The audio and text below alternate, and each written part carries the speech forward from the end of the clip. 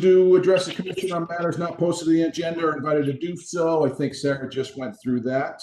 Approval of minutes from last meeting. Has everyone got a chance to look at the minutes from last meeting? And are there any questions or changes or comments? Seeing none, I'll ask for a motion to approve the minutes from the last meeting. So moved. That's a motion from Doreen. Do I have a second? Gary, second. Gary, second. All in favor, say aye. Aye. All opposed, same sign. Okay. Minutes have been approved. First application is a continuing application, UID 20-01-004B, 1347 North High Street. Patrick, you want to give us some background? Yes, sir. The applicant is proposing a mixed-use structure on the southwest corner of King Avenue and High Street. The site currently consists of 5 parcels totaling 1.4 acres, and there are 5 potentially contributing structures on the site built between 1901 and 1947. Containing 16 units and 10,000 square feet of retail. The applicant's proposal will preserve, incorporate, or relocate one of the 5 contributing structures, as well as new construction, proposing a 7-story building with 174 dwelling units.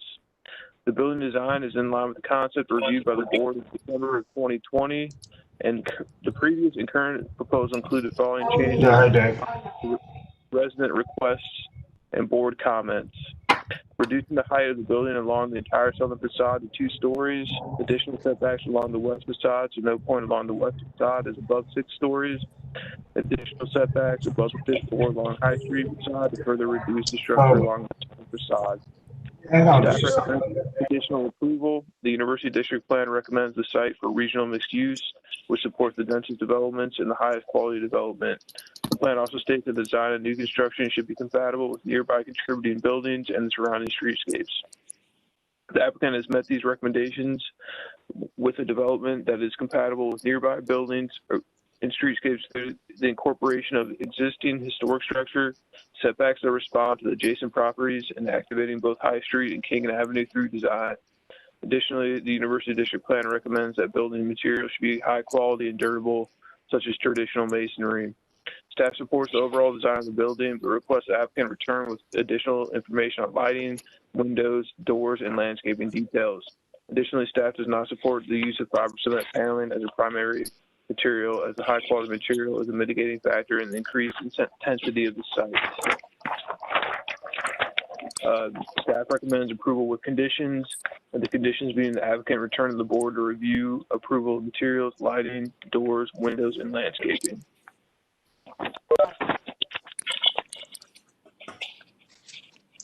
Thank you, Patrick.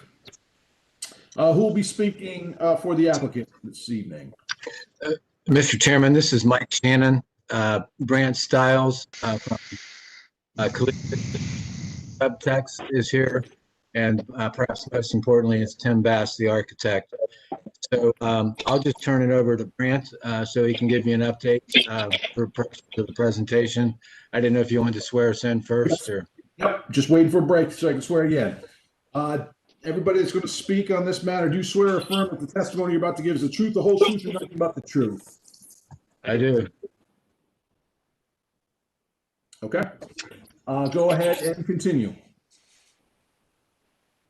Wonderful.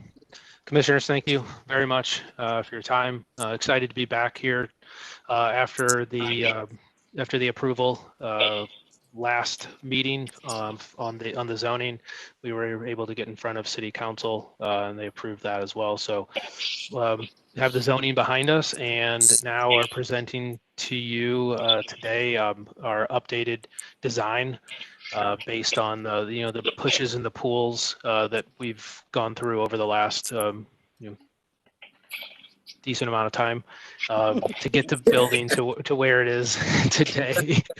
I want to go through just the floor plans really quickly. Nothing material has changed since the last time. I will say that the design, like the unit plans are definitely still a little bit in the works as it relates to sizing.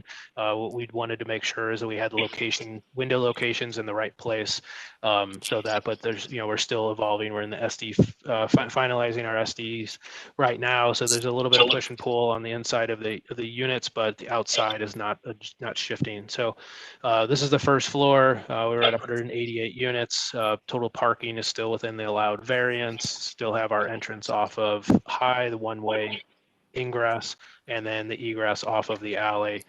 If you go to the next page, it has our basement level, and then the next basement level and first floor. Next page is the mezzanine level of parking, and then the third floor goes up to the 4th, 5th, 6th, and 7th. And what you can see in these iterations is that the western part of the building continues to step adjacent to the neighborhood and the alley. Really, there's not much to talk about on the floor plans so much. I really wanted to just get to the design, get everyone's feedback, and really allow Tim to talk through how we looked at this thing, the materials that we're using. So let me pass it on to Tim.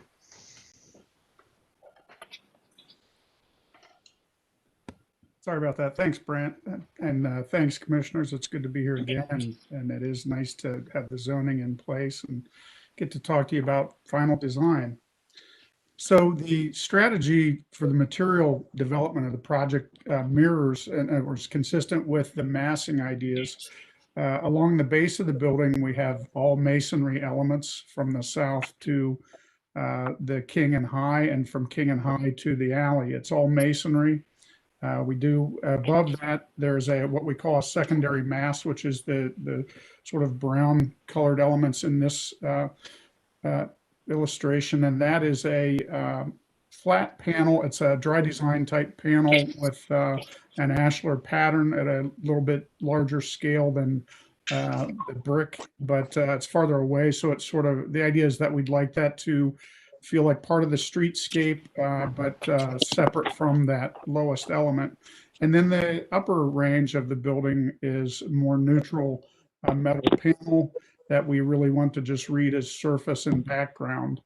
And we sort of like that it recedes from that streetscape presentation. If we go down to the next slide, this is a view from the south, and you can see the masonry element below. It's an iron spot brick base.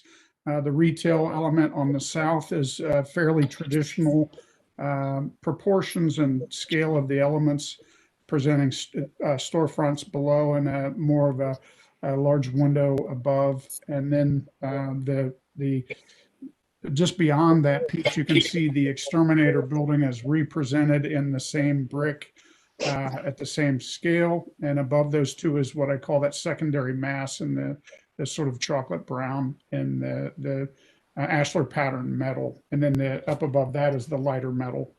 We can go to the next slide. This is the west range of the building. That's all the alley facade. The elements that you see in somewhat of a gradation from south to north in color and tone, those would be done on a cementitious panel that is more in keeping with the scale of the neighborhood. Really, it's more of a, it's not a clapboard. We'll see on the material board, we show clapboards. It's bigger. It's a bigger panel than that, but it is a horizontal. And it is as I said, it's a gradation in color from the articulated masses to make it feel a little bit more like separate, smaller buildings that are along a street there. And then we have a green screen above the lowest element at the south that separates the activities on that roof from the neighbors to the south. If we go to the next screen, and all the window articulation there is consistent with what we find in the neighborhood. In this element, we see the King and High building, and the block to the west of that is a sort of reiteration of the townhomes that were there, windows and similar scale. And then an express dormer above that eave line that ties the building back into the mass behind it. Again, it's the same elements that we find on High Street, and we'll see if we have a corner. We were mindful that we have all these different elements at the street, which we want to read separate, but we also are still making one building. And so we were responding to a comment a few months back that we had several different buildings here on site, and it appeared that way. But I think the King and High corner will sort of illustrate what we were talking about there. The garage base that you just see back in the alley here is a concrete, and the intention there is to grow ivy over it, so that'll be a green wall. And we can see the next slide. There's a discussion with folks at Short North. Becky has actually approached Subtext and is interested in developing a mural for the south facades of these buildings. This is just in discussion now, but we wanted to share that with you. That would be a separate, perhaps parallel process and not really part of your approval, but they are talking about that world that is hatched in this image as potential locations for the mural. We still are presenting the materials that we're discussing today, and unless there is a change to accommodate that mural down the road. You can go to the next slide. These are just slides of the existing facade of the King and High building, and above that where we're planning on introducing new storefronts. There's a little bit of a error in the drawing with the storefronts. If you look below, you can see the existing windows to the west of the door. That would be the line of the storefront. It's just a little miss up above. And then the one to the east of the door would be proportionate to that. And the storefront closest to High Street, the newest closest to High Street, would fall where those two windows exist now. We can go to the next slide. Just a drawing of what's existing and what will go back. It's not the traditional storefront. It's a tripartite storefront, though, with a base and a large window and then a transom panel above it, but in a new system. And then again, just drawings of the townhome replacement building and the exterminator building. More for record than anything. This is we've been through these. These are just descriptions of what's going to happen at King and High. That the facades in yellow with the yellow overlay in the image directly below the text will be stabilized and remain through construction until they can be tied back in to a new structure. And the windows in the second stories will be replaced in kind, and the storefronts will be maintained and expanded. I think that I don't know. I have to get clear with Brant. Maybe step in here and tell me if we're keeping the original in there or it's all new. Keeping the original what? The original storefronts in that corner. I think our preference is to go back with new, like kind. Okay. Yeah, that's what I thought. That's what we had in the other image. Okay. And the building is actually in pretty good shape in terms of the masonry joints, and any of the tuck pointing and repair would just be spot repair. So if we go to the next, we can start to talk specifically about material. These are elevations, general heights and array of materials, and down lower, if we go down through a couple more sheets, we can actually look at the materials with the elevations. So upper left is MP5. My screen is really small. I'm going to have to. So that is the there we go. Thank you. The material in the upper left is associated with the brown elements in this elevation. Again, it shows the ashlar pattern. The material, the MP3 is the smoother metal, and that is in the slot south of the corner and the base of the building. And the MP2, which is the image in the center of the upper range, is the random metal panels between the windows and at the west secondary mass over on the far right of both of these elevations. The MP4 panel is the top, it's the roof, the mansard element of the townhomes, and it's a standing seam, fairly standard standing seam metal. The brick, the iron spot brick is the proposal for the masonry elements of the base of the townhome, the retail bit at the south, and the replacement of the exterminator building. The image in the center bottom is just a sample of the storefront material that would go back in. And we could go to the next board. Again, again, the MP4 on the left is just the mansard above the townhomes. And the clapboard that you see there really is, we were talking about that since this was submitted. It's the intention there would be no wood grain on any of it. The smaller scale clapboard or cementitious panels are in the background of this image. They're only on the courtyard walls, and the SDG4 proportion is what we would see in the stair-stepping masses on the alley side. Again, the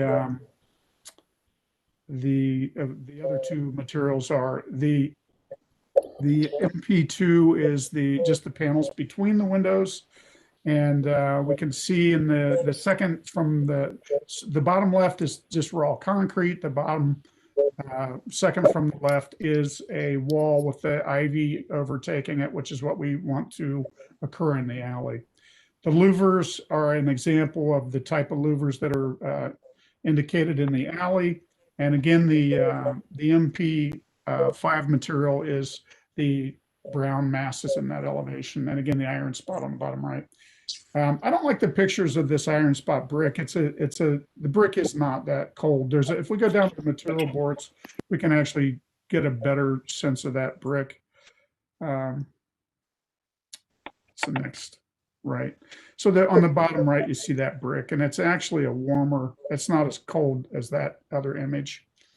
But we can go back to, we'll start with is this the first material board? Okay. Okay, we'll just walk through it. So I don't want to spend too much time on this, but I'll leave it. The upper left is the louvers. Below that is just a extruded storefront material. The windows are a vinyl clad commercial window in the uppers, and in various combinations to make the units that we saw on the facade. And then there are some elements where we have double hung, but most of them are the casement and combination units. And then a range of cementitious panels. Again, none of those would ever have wood grain on them. The metals that you see, this is not a great image of the metals. The primary facade, Brandon, can you share an image of the primary facade? The primary facade is a system that is, it's randomized. It has some of the ins and outs you see here, and then bigger spaces, and they can be put together in various arrangements to create different textures. So I don't know if it's possible for Brant to share that image. So that's a dark version of the product, but we intend for it to be a natural metal color. We don't want to paint. So the biggest thing about this, I think, Tim, is just the randomness of the sort of extrusions. Right. So it's a really nice, rich product. Pardon me? What is the product? It's a pack clad metal panel system. And they have, there Okay. are 4 or 5 panels that can be combined to make a rhythm across that facade. So we thought that was really interesting, and it would create a nice rich surface. And if you're not using a painted panel, what's your intent? Galvalume? Pardon me? If you're not planning on using a painted panel, what's your intent with the natural metal? I think that it's a sort of mill finish, yeah, Galvalume. right. Yeah, I just want to make sure everyone doesn't think this is like a corrugated metal look, because that's not the intent, what we're trying to Right. achieve here. We're really looking at if you look at the most bottom left range where those 2 windows are on the bottom left, that's really the area that we like the best. Okay, we can go back.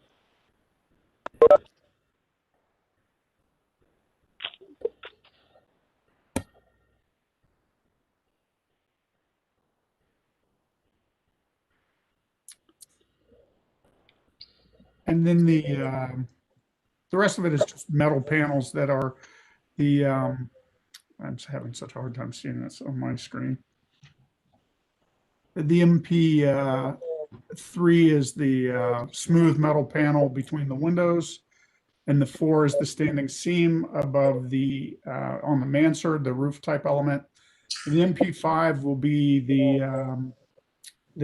again the brown secondary masses in that elevation with the ashlar pattern. The brown brick you see there is an image. It's a poor quality image, but it was a brick that was intended to match if we needed to anything of the existing, but it's not currently anticipated. And then again, the brown spot or the iron spot brick is the primary masonry at the base of the building.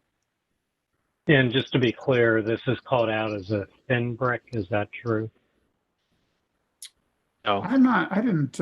we don't have, Keone, we don't have any thin brick that's being planned on this. Okay, so that's an error on the material board? Correct. That is right. Where does it say thin brick? Size on the thin brick. On the iron spot? Yeah, in no way will. No. Yeah, we'll make that change. Good, glad to hear that. We will not do that.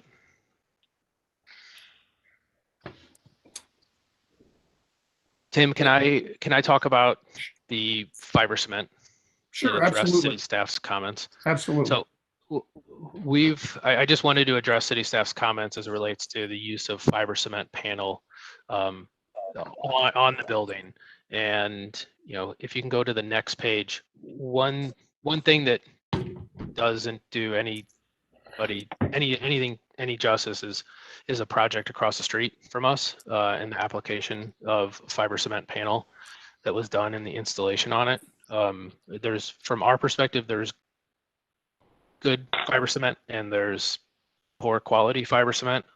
Some of it has to do with how it's finished, whether it's in the factory or whether it's on site, and the other is installation and the fastening systems, whether it's mechanically fastened from the outside or concealed fasteners, and then it's the quality of the product. So if you guys are familiar with the Nichiha product, it's a higher quality in factory finished fiber cement product that we would be proposing here, both for the lap and potential panel. And my goal here was to just provide you with a couple projects that we've done over the last couple of years and been able to what we believe is successfully use fiber cement panel and fiber cement lap in creative ways in a high quality manner.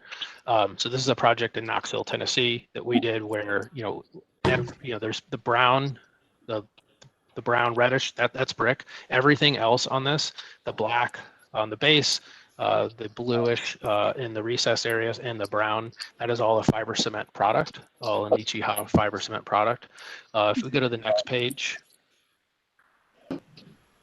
This is another angle of that same building, and this is on a non-primary facade where we used less brick and we used more panel and fiber cement. This is a concealed fastener system for both the panels, and then typical lap systems are usually always have a concealed in the way that they are applied. If you go to the next page, I provided a close-up. This is a non-primary facade as well, and this is a way where we've used a lap siding, a traditional lap siding. It does not have like a wood grain; it's flat, and to give it more of a contemporary urban feel, we've adjusted the exposures, and we think it has one, it looks good.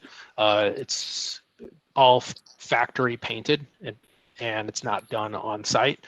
And the next one is a close-up of that, so you can see the different exposures on that. I wouldn't expect to have the differences, the changes in on this building, the changes in the drastic changes in colors where you see the brown and the blue, but a bit of alternating colors in the gray, in those gray tones.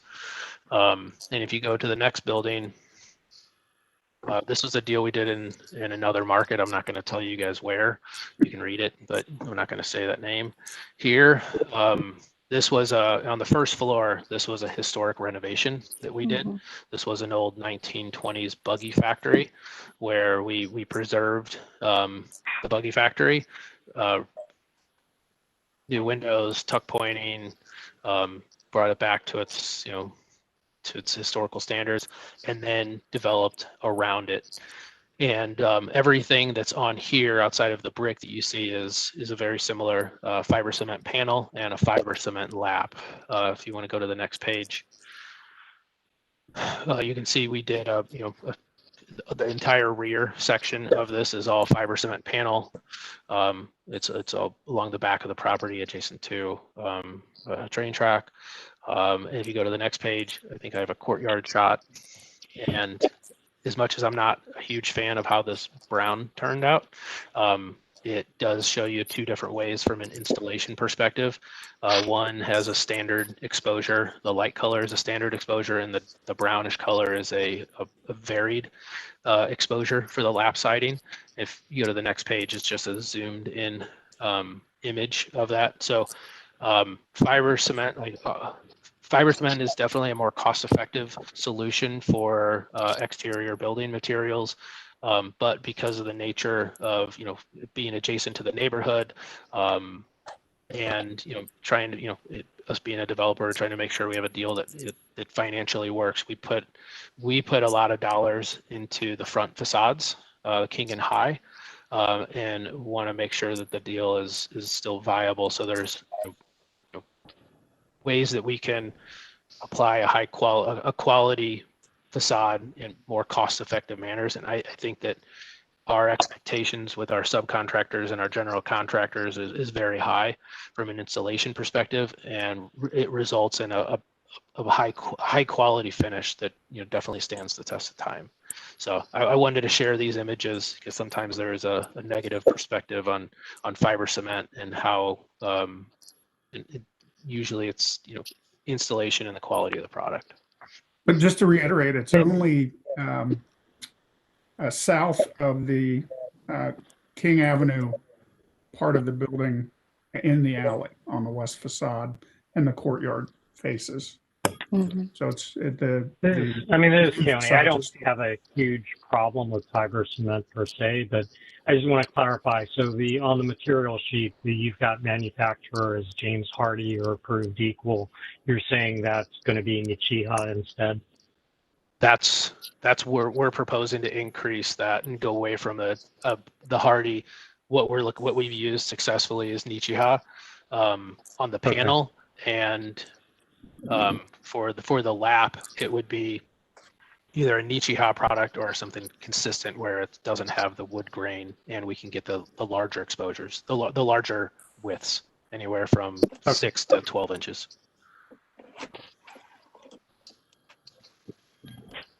All right. Tim, do you have anything else? Not necessarily. Happy to take questions. Okay, we'll go ahead and open it up for commissioners for questions or comments for the presentation.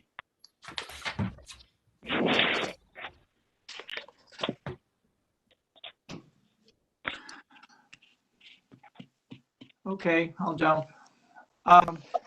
Tim, I think you did a great job with the color and material breaks, by the way.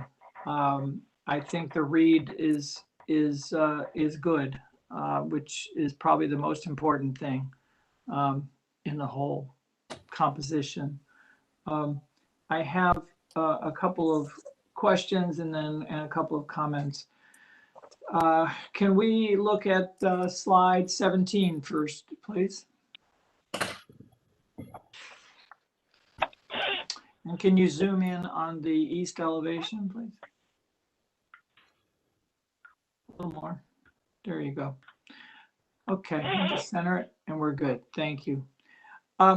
Tim, talk to me about the metal panel slab in the back where the corner treatment is different on the north part of the reveal, the black reveal there from the south part. What is your thinking there? What's the reason for the change and what's going on? So on the corners?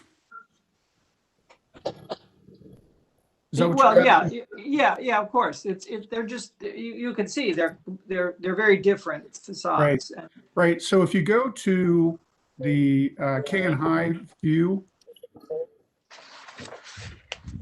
No, I did. I looked at them. I'm more wondering about just the either side of the reveal and why the southern portion is so different than the northern.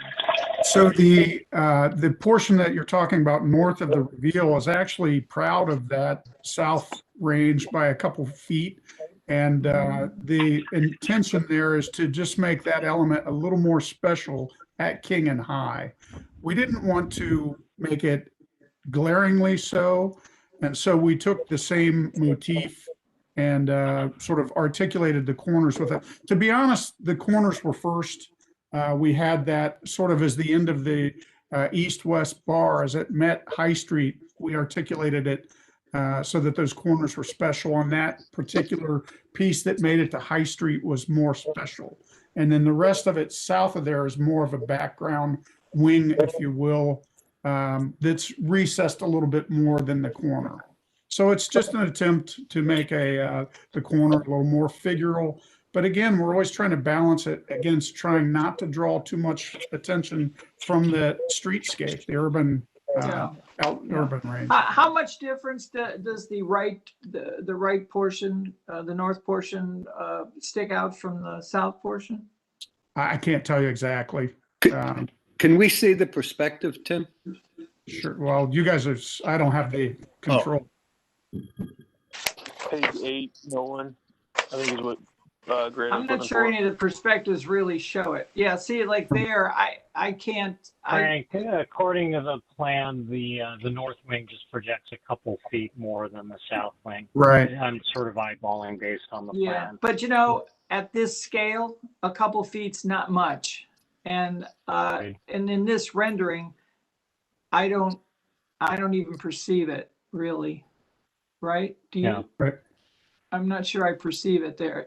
Yeah. Yeah, I can see at the skyline, I can see a little difference there. I don't know. It just seems somewhat ambiguous, Tim. I hear you that it sticks out a little bit, but I guess for me to do what you're trying to do, it would have to stick out considerably more, which I'm not suggesting you do, but so look, I don't have a solution. I'm just telling you, it just sort of strikes me as a little odd. So can we go back to 17 again, please?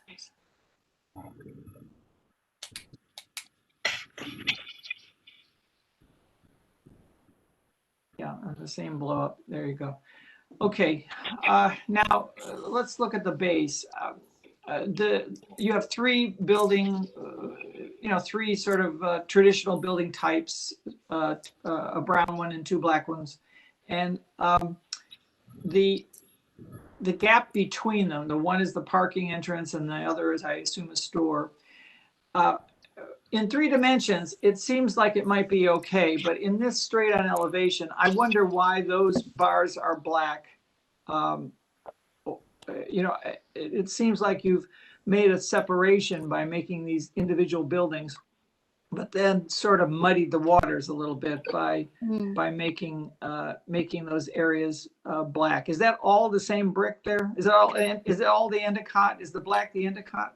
No, everything, the two building elements that are dark are brick, Yeah.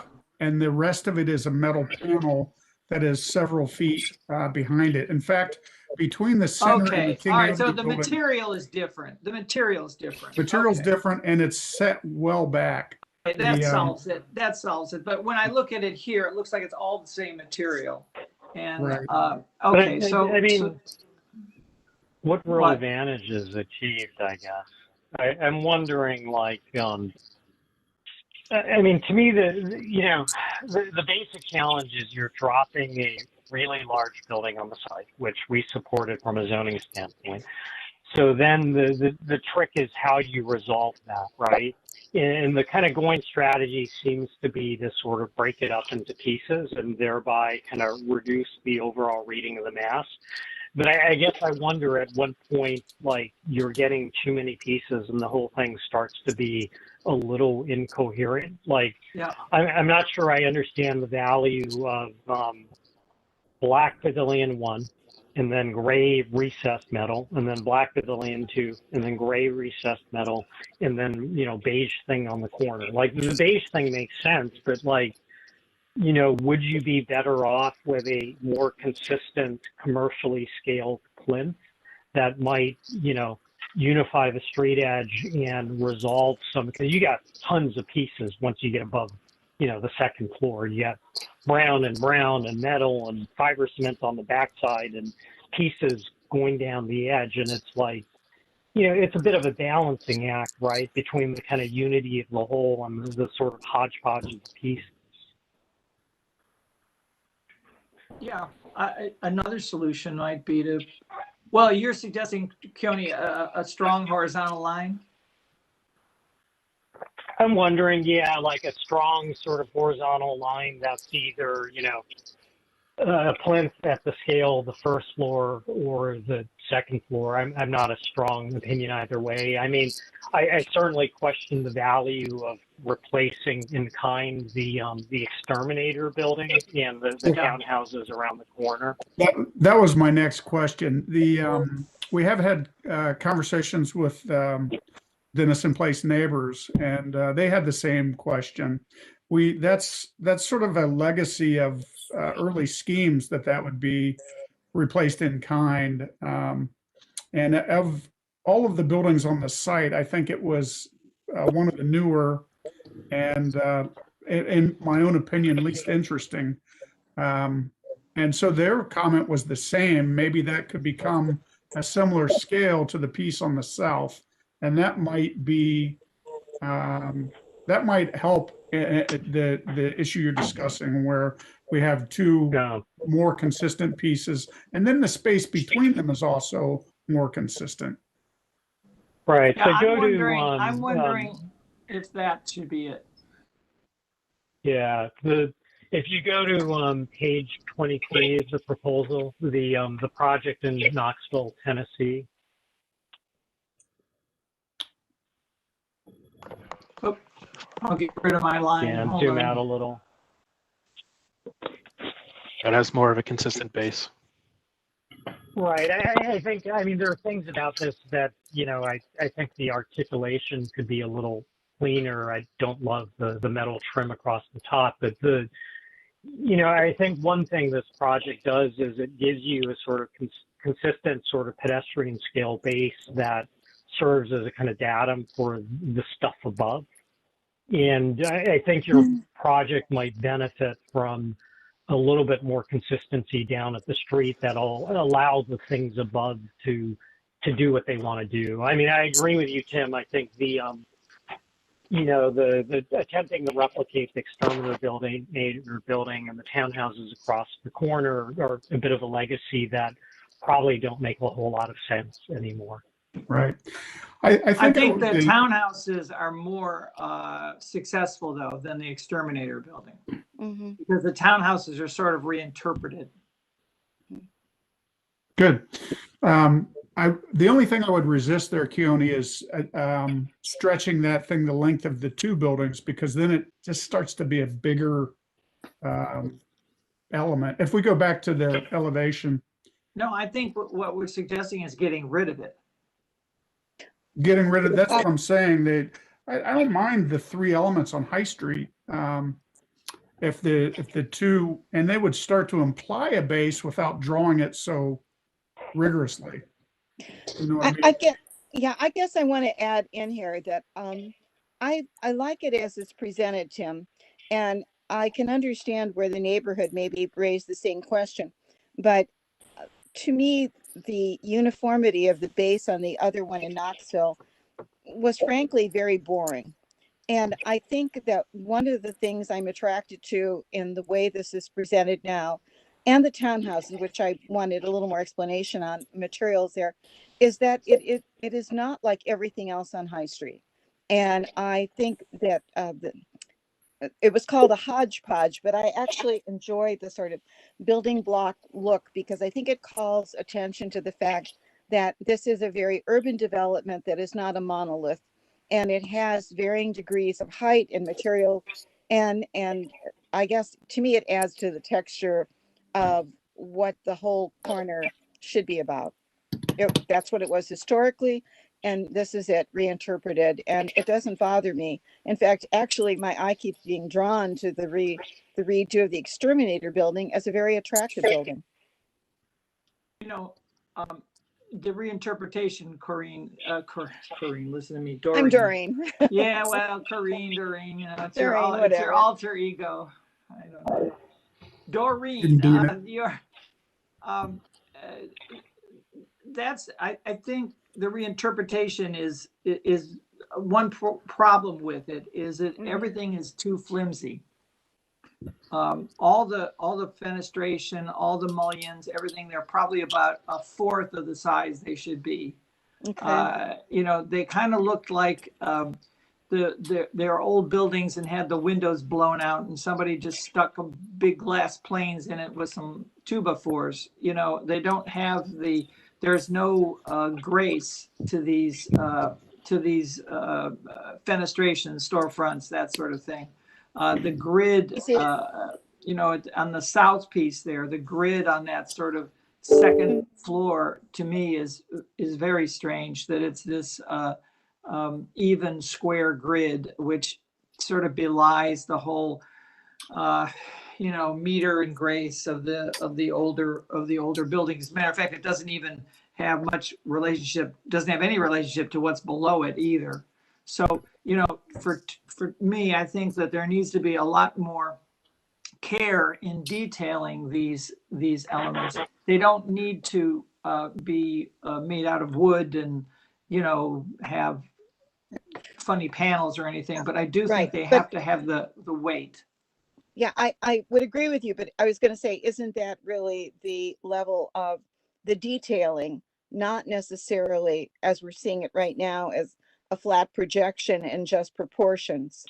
So I would assume that you're right. If it's a flimsy treatment of how that's going to happen, that doesn't need it. But I didn't think we were really even looking at the design. We're still at a 20,000 foot level of design, not a detailing design. Well, Yeah, I don't know. I have trouble sort of separating the two because I want to be clear that if they're going to make elements like this, I think they need to do, you know, I think they need to go all the way. The corner building has got the same problem. Frank, I agree with you because I think that's fundamentally the issue. Is it's a sort of ersatz historicism that's not going to resolve out in the detail. But I don't think we're at that level yet. I mean, I would expect that if you done they're not going to be there, Doreen. They're developers. I don't mean this as any sort of insult to Brent because, you know, I work with developers and I get how the pro forma works. You're not going to get a building with traditional built up wood mullions at the windows and all that level of detail. It's not going to pencil out. And so, to attempt to replicate the basics of the It's form not an of attempt to the, replicate, but I just expect that the detailing would be done correctly. I'm sorry, I'm just expressing my opinion, and I may be interpreting this differently as a non-architect who reads the city slightly differently than you do.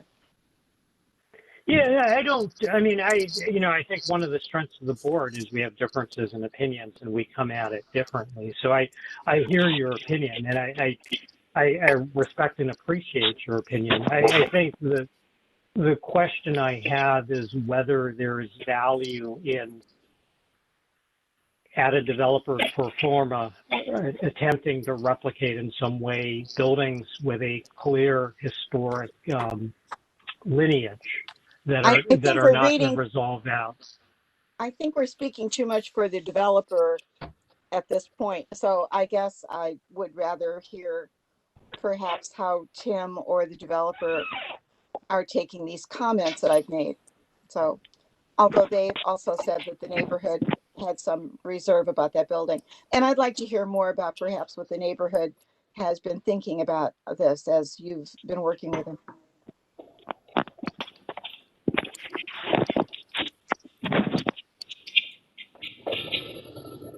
It's a me or Grant. It'd probably be best if it were me. Because we've been having, to be honest, weekly conversations with the neighborhood on a almost weekly basis. Every iteration of our design has been presented to them, and we've gotten feedback from them. I think there's been 3 or 4 iterations of feedback that we've gotten back from the neighborhood. Tried to make this very collaborative. I think that they had some concerns with what they.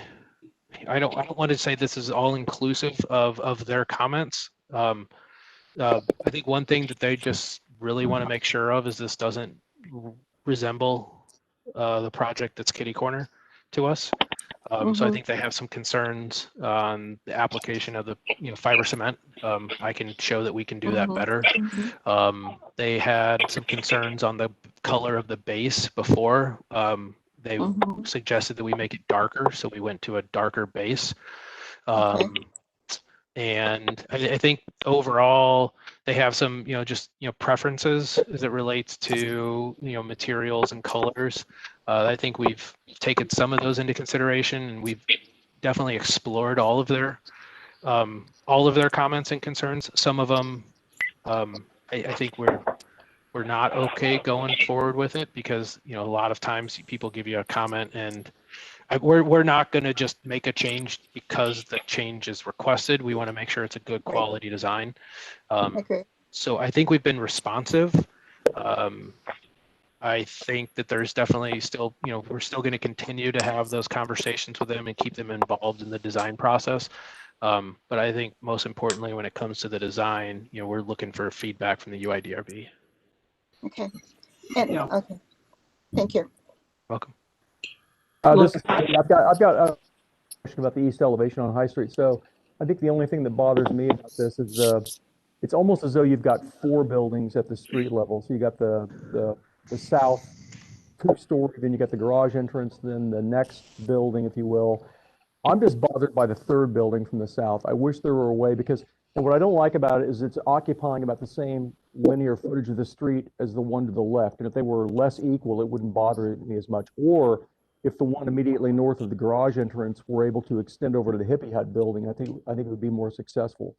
But all the other buildings have some fenestration or something that articulates a little bit more. And this one, you just a simple storefront and then some sort of, I don't know if it's a metal panel or something above it, and it just seems to lack any of the detail that the adjacent structures have. And that's kind of troubling to me. Can we look at the plan? Would you guys mind if I'm here playing developer and on a program that we have, and is there a way that I could share my screen and show you, what I did just through cut and pasting? And this is in no way perfect, and this is not a scheme that I've entertained with anybody, but just based on hearing some comments and trying to solidify that base. you mind if I share? Certainly. You guys might say this is horrible, but let's. All right, we'll tell you in advance. It's horrible. Yeah. I get a little uncomfortable talking about it only in elevation because Yeah, not my we favorite. never see it in elevation. Yeah, don't do that. Don't do that. All right. That's So all. let's go back where we were. Can we go back? Sorry, Brent. Can we go back to where we were? But you know, I have to say, I think it's clear though, Tim, that the High Street elevation, the first 2 floors of the High Street elevation, is the least resolved aspect of the design. For me, I think you need to explore the shapes a bit. I think that second floor is out of on the southern piece. That second floor, whatever it is, or clear story windows, is out of proportion to the first floor. We're talking about in the little storefronts with the windows above. Yeah, there's something Windows funny above or about below. that, and I don't know if it's that or it's just a mullion pattern, Tim. But Yep. Nothing drawn with in the general, ground or anything. What's that? I'm with you. I see it. but The- in general, all the windows, all the storefronts need to be much heavier. Yeah. I don't think they need to have traditional detailing, but I do think they need to be heavier. They need to have the feel and scale of what's going on. Also, the corner building, the brick building, that corner entrance, I think you need to do something there that's more interesting than just, you know, replicating that steel post and small vestibule area. You know, I would love for you to do something that breaks some eggs there. And I don't have any suggestions, but it just seems timid. You know, you got this enormous project, and it all comes down to this corner, and this corner is just bland. And yes, it's this marginally acceptable historic building, but you know, you need to me, I think that entrance needs to be something else, something special. So, you know, that's really it for me. It's the High Street facade, the weight of the mullions, and that corner entrance at King. Okay. Well, we can leave it there. The one comment about the east elevation, if we could look at that real quick. Actually, if we could look at the rendering from King and High. Like I said, that elevation is hard to judge, really. If you look at the exterminator building there is almost, is it 20 feet from the east facade Yeah. to the plane that we're looking at and saying it's related It to helps. that. It So it's helps. really a void in that, and we're reading it as a building there.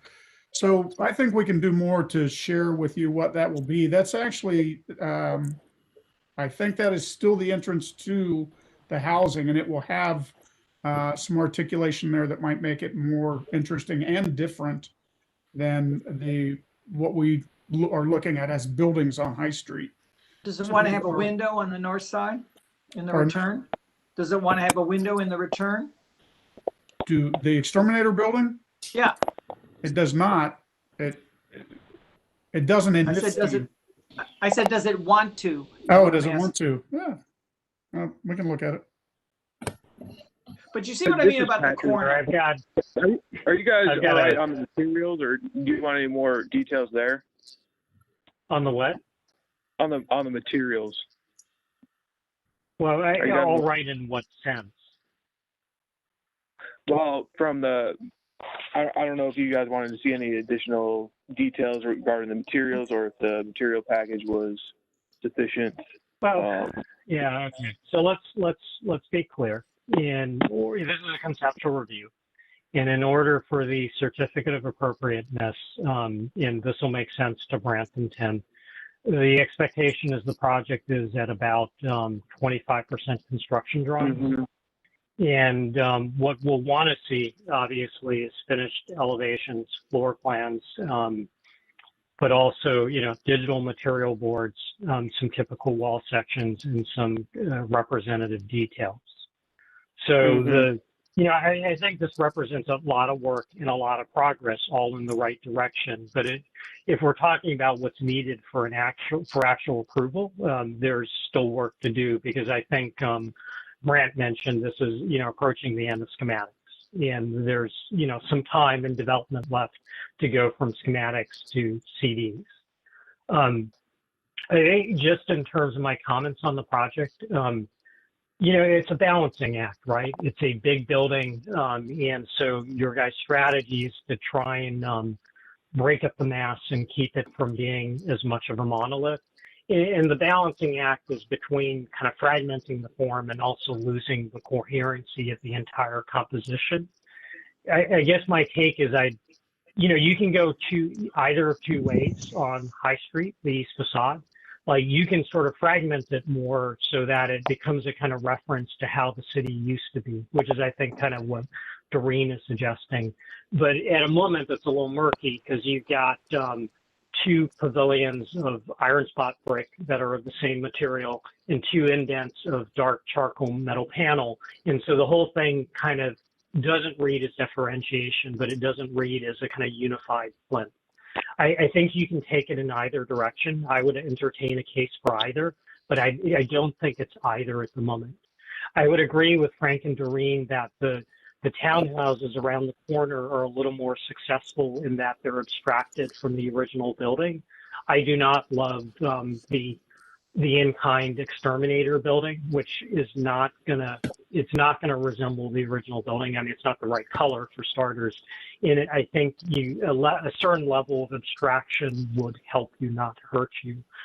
Tim, if you're familiar with the work of Morris Adjimi, A-D-J-I-M-I, in New York, I think he often tries to do projects that sort of, pull the kind of the historic fabric of an area, but sort of reinterpreted through modern construction and modern sort of development imperatives.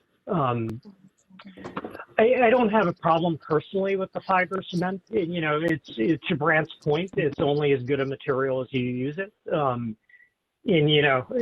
one of the big challenges, of course, is the construction trades in the city are really busy. So getting good craft is a bit of a challenge. I think what I would say, and I appreciate the use of metal on the front to get us something higher quality and more lively, if you will, than fiber cement.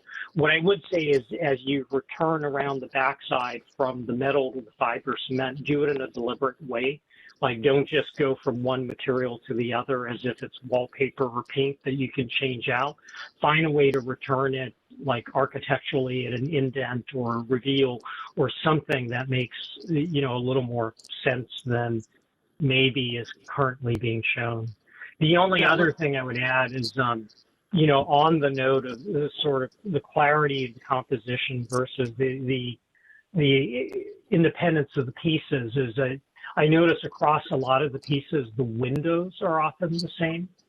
And so I think I would give some consideration to, should the windows of the chocolate brown metal portions be so similar to the windows of the galvalume metal portions, and so similar to the windows of the fiber cement portions. Is that good feedback for Tim and Brant? I just want to. I've actually got not a feedback you want, but I also want to let everyone know that we feel their applications.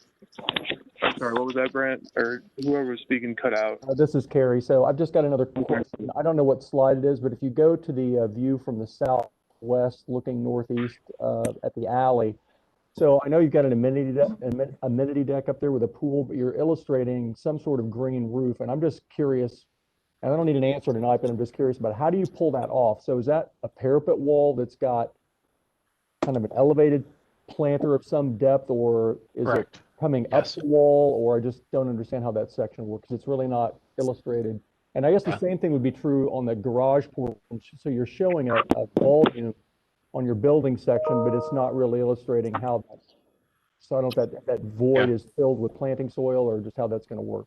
There's planters up there on the above the garage. There's about a 5-foot setback above the garage to where the units are. So there's planters where the ivy will grow down. And then on the courtyard area, there are planters with metal screening that will guide the ivy up. We can give you section cuts on that. Okay. We have it. Okay. Real quick on this image, that sort of freestanding wall there that you've got cement board in, I'm not sure that cement board is the right material for that. You're bringing it all the way down to the ground, and I'm not convinced that's going to hold up. So That there's thin that little and wall, Frank. what's that? That thin little wall at the Yes. garage entrance. Yes. Agreed. It's not appropriate for cement board. And then I need to say one more thing about the east elevation. If you could put it up, I have to.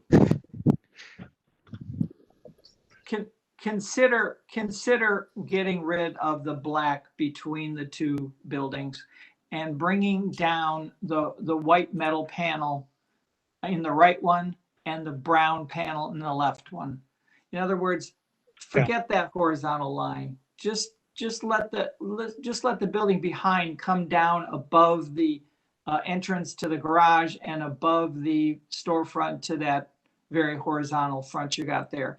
To me, getting rid of those two black bars would, I think, help, because it would take an element away, just make the other elements bigger, bring them more down to the ground, and reinforce the front and back kind of thing. That would be my recommendation on how to resolve that east facade. I mean, I think to me, that's a perfectly reasonable way of resolving kind of my problems with it. Tim, did you fully understand that? I think I did, but good.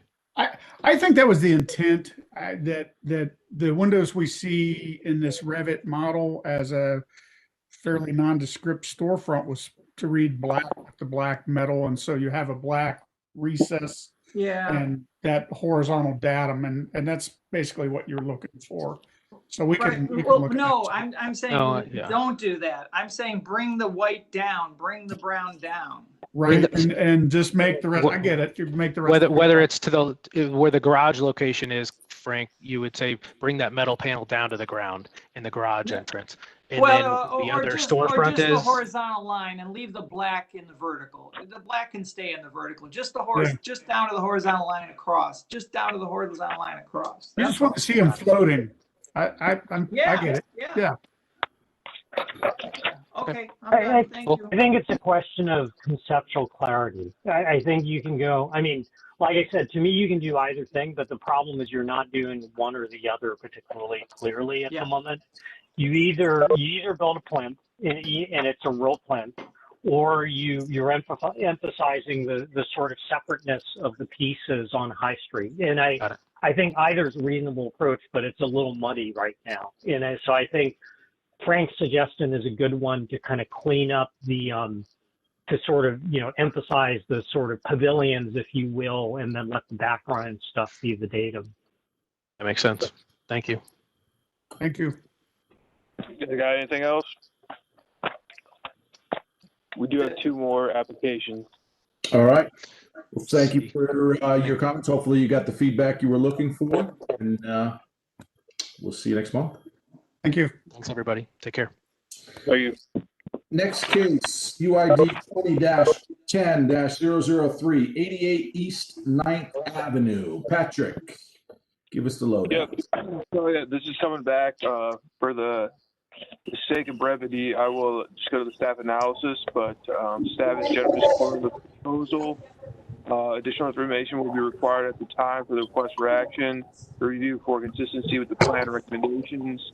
The University District recommends high-intensity residential at this site. The plan also recommends the scale of new construction be influenced by nearby contributing buildings, the streetscape, and the setbacks of higher stories from the front facade should be considered for taller buildings to lessen their visual impact. In addition to these changes, shown, staff continues to recommend additional design features to mitigate the impacts of the FAR density including additional setbacks or step downs in height towards the neighborhood, and additional setbacks or variation on the 9th Avenue elevation. Staff consideration for support for a higher FAR is based on the inclusion of creative design and high quality materials such as traditional masonry throughout the project that contribute to the community character. This application is being heard for conceptual review. Okay, thank you. And that's conceptual review. So, who will be speaking for the applicant tonight? There will be three of us, Steve. This is Dave Perry on behalf of Parallel Company and Rohde Partners. Kristen Penrod with Parallel and is on the call, and Brett Rohde with Rohde Partners. There'll be three of us involved with the presentation and discussion. Okay, before I turn it over to you, please raise your right hand. Do you swear or affirm the testimony you're about to give is the truth, the whole truth, and nothing but the truth? I do. I do. I do. Thank you very much. Please take it away. Very good. I'll just make a couple brief comments.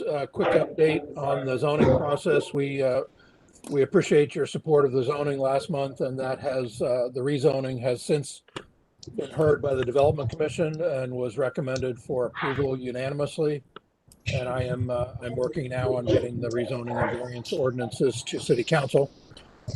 At last month's meeting, there was discussion on a couple architectural and landscaping items, and in the materials that Brett has available, he'll be going over what's changed and how Parallel and Rohde has responded to the discussion last month.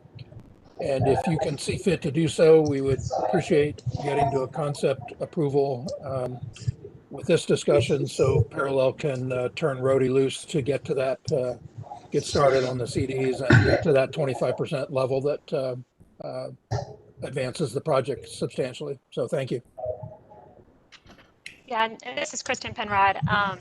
Just as a very brief recap of our meeting last month, we kind of talking about the general form of the building being generally acceptable, and we have come back with a very similar project, but we made some changes at the corner from discussions with the board last month, as well as some lighting and streetscape facade, and really spending some time on the streetscape and finalizing some of the planting materials there, as well as, like we said, the fifth floor, adding some uplighting, and also we revised the corner. So we do have some updated renderings as well. So if we can screen share, not a lot has changed since what we submitted a couple weeks ago, but we wanted to give some daytime views, and also it would give you an idea of some more of the streetscape planting materials.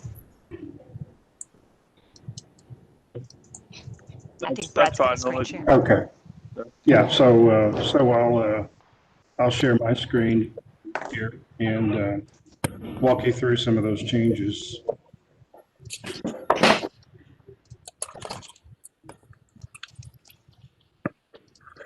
Okay. So as has been touched on already, we focused a good bit on some of the details, the streetscape being a big one, but also some building lighting, some refinements in the cladding itself, some refinements in the way materials come together on the building. And so I want to walk you through just a few new renderings of the building as it is in this current iteration, knowing that we have several more iterations to go with you with details. I did watch the previous discussion, and it was really enlightening, and I really appreciate the level of interest that is put forth by your group. So here we are. We're looking at the building from the west, and you have our main lobby entrance here right in front of you. I'll look at give you a shot from the other direction, and then I'll just sort of move through and give you a sense of where we are with the refinement of the design. We've got some really good comments at the last meeting.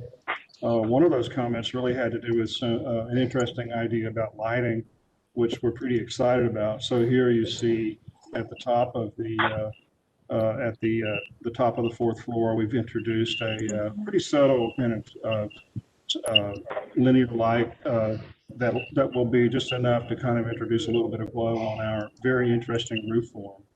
And at night, I think it brings the scale down a little bit. There's a little bit of intimacy to it. As a lot of you, or a couple of you pointed out last time, lighting is very important, especially in this neighborhood, because it is a little bit underutilized and a little dark. So I think what we're proposing is a big enhancement to the streetscape, particularly, but you know, on a number of different levels in terms of how passersby and, of course, the residents experience this particular part of town.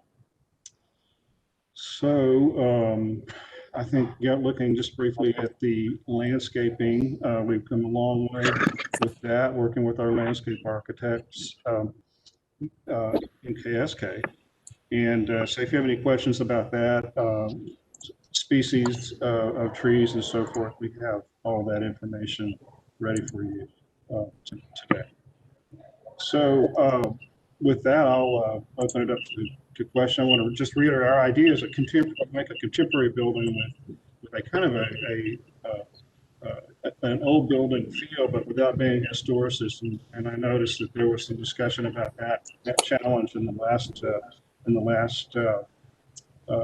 segment here today. So very interesting conversation, and appreciate your comments and suggestions for us going forward. So with that, I'll open it up to comments and questions.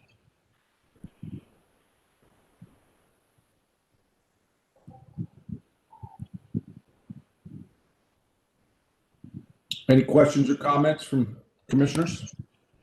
I'm sorry, could I see the landscaping materials one more time? I was trying to quickly read them and couldn't get through them quickly enough. Yeah, and I'm moving fast, so if I'm moving too fast, just slow me down. And no problem. We have plenty of time. I know your time is more important. No, I'm glad to see the little lime hydrangeas and some of the other pieces that you have suggested. I do have a question about the standard decorative street light. That is the one that is generally found in the historic districts, I think, in Columbus. Am I right? Yeah, that's right. I think there's an image of it on the lower right-hand corner of this. Yeah. Yeah, and it extends down to High Street, that same light. And how many lights are there? I'm sorry, I can't remember. Right now we're showing 2. Okay.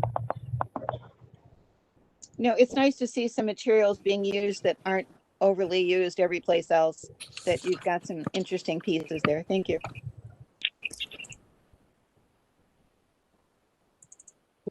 This is Kerry. I'm curious, so the standard decorative streetlight on one of your renderings, it was a much more modern, so I don't know if that rendering didn't get updated. Yes, that is right. This is from an earlier iteration. You're talking about this one. Yeah. And, this was from a pretty early iteration. We're aware of the need to conform. Okay. Yeah. Yeah, we just need to render the exact street pole. This is one of those stock images type things.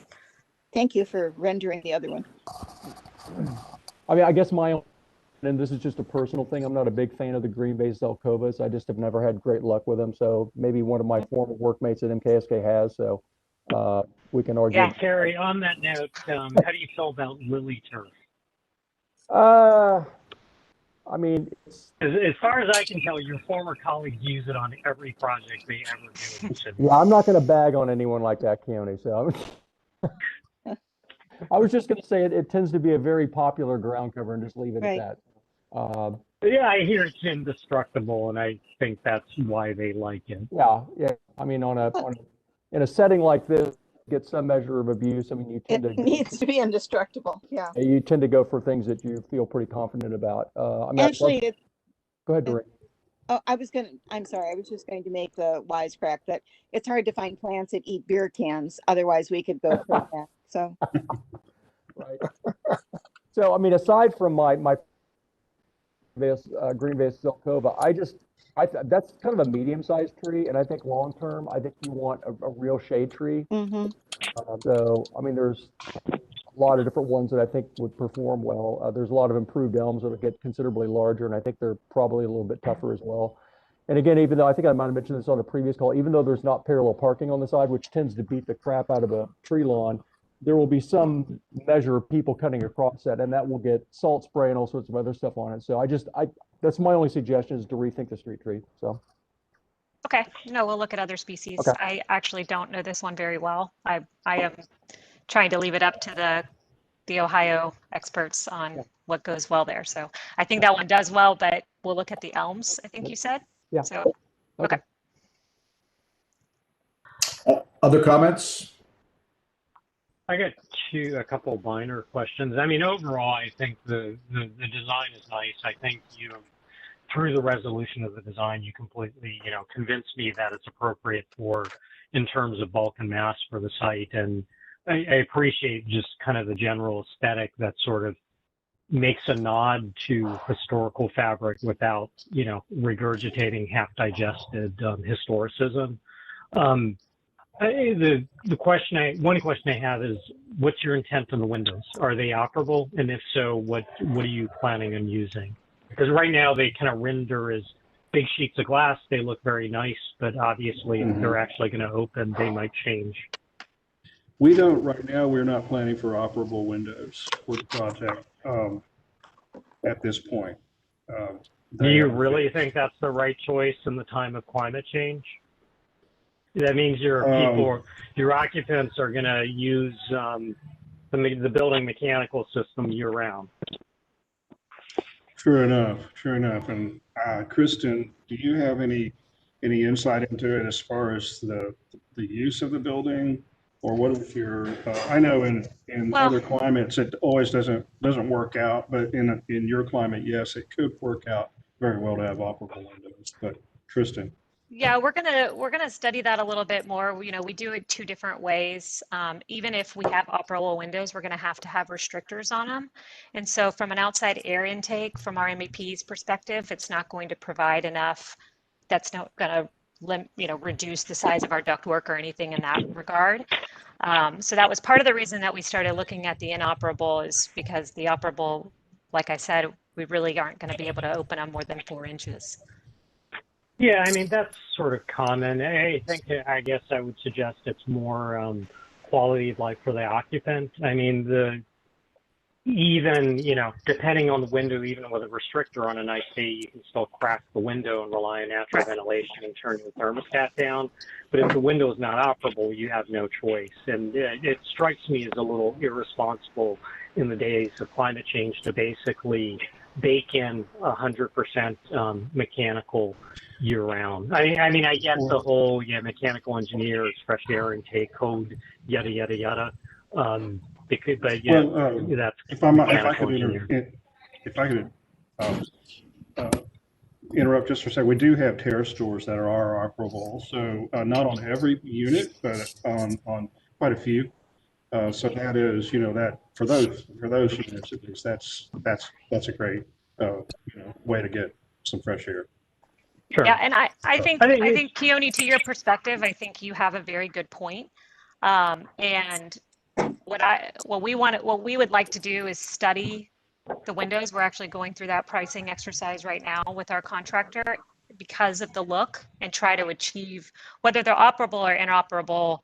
I completely understand your side of things. If we were doing a 19-story high-rise, we'd make them inoperable, right? Just from a safety perspective, at 4 or 5 stories, it's not as significant. So I mean, honestly, they do. I've been in New York towers that are 30 stories tall with, it's an awning. It's usually at floor level, and the restrictor opens it to 4 inches. Anyway, look, it's not gonna, it doesn't affect, that's more my curiosity as you move forward. I think in terms of the, where I am in the conceptual review, I think it's a nice looking scheme, and I think it's pretty nicely resolved. I think the other thing, I guess, I'm just curious on is the materials, and I'm sure you guys will get to that. We will. Well, it was eerily similar to your previous discussion, the previous applicant, but I mean, the palette, I mean, they landed on it as well, and it's a similar palette, I'll be honest with you, but we'd love to Yeah. have your input. Yeah, it was kind of interesting to see that presentation, and we're like, oh. So I stole our palette. Now, this is Pasquale.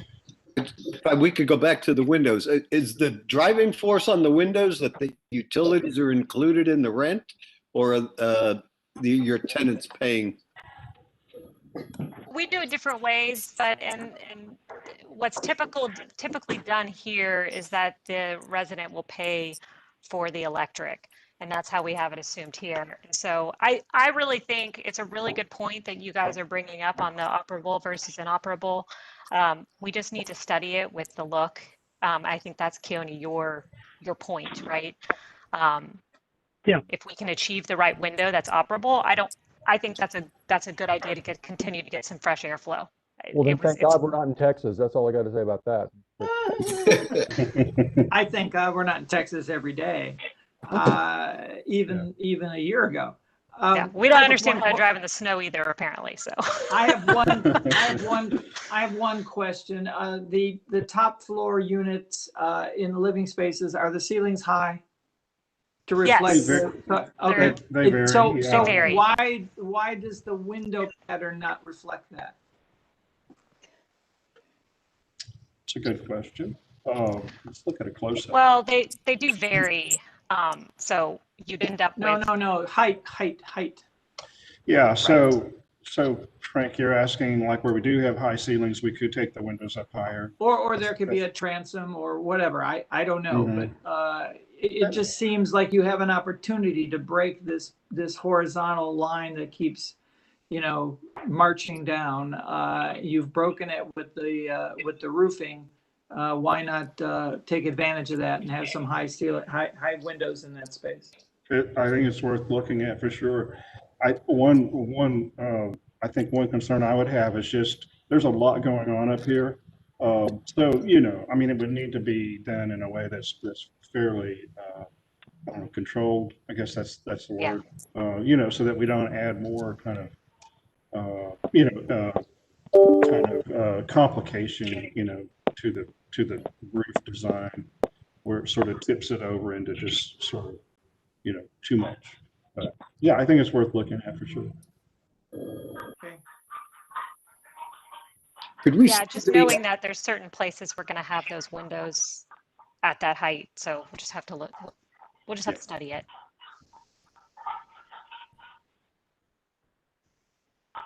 Any other comments? Could we see the east facade again? The east rendering again?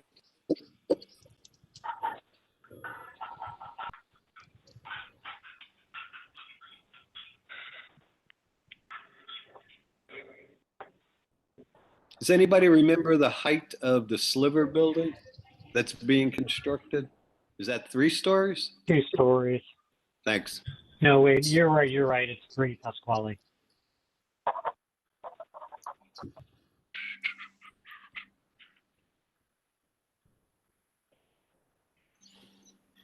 Does the board think that this application requires more conceptual reviews, or do you think it's ready for the 25% construction and a request for action? I personally think it needs more. I find it repetitious on all facades.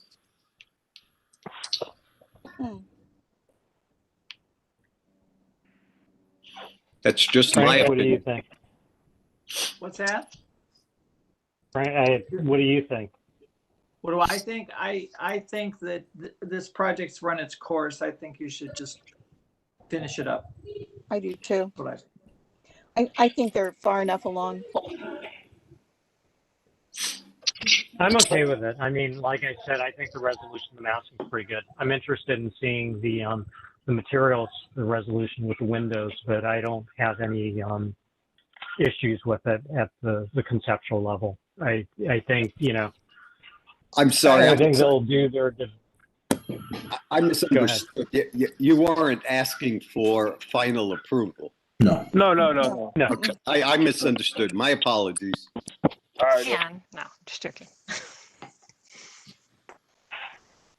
Yeah, I mean, my take on it is I don't anticipate any, from me at least, any significant changes to form or massing. And, you know, I think they're good to sort of develop it and come back with the required stuff to get it to where it needs to be. I mean, I'd like to see the resolution of the windows. I'd like to see the materials. And just to put it out there, since it came out in the last conversation, I don't have a problem with fiber cement, and I don't have a problem with galvanized metal. Patrick, do we need to have a vote for this? I'm sorry, Steve, are you asking for a vote? Yeah, do we need to have a vote for this? Is that what they're looking for? No. I was just asking to, so the board could give their opinion and put it out there for the developers to know what the opinion is, and if they want it, what they need to do to come back. At this point, it's just conceptual review, right? And there will be no vote taken. Okay. So, final comments. Can you do a vote for a concept approval? Not gonna get you anything. Yeah, I mean, yeah, it's just you've heard what you've heard, Dave. You know, I think Dave indicated that would be the case, that they're happy with the scale and form, but want to see additional details around the material and potentially looking at the windows on the roof line elevations or the roof line. Yep. Okay. Well, yeah, certainly there's more to develop, the things that have been mentioned on this meeting, and also just in general moving towards construction drawings. There's much more to develop. I think just for parallels and Rhodey's sake, I think we're all hearing generally what's on the screen is okay. Form, height, mass, and go to it on developing it further. Is that a fair statement?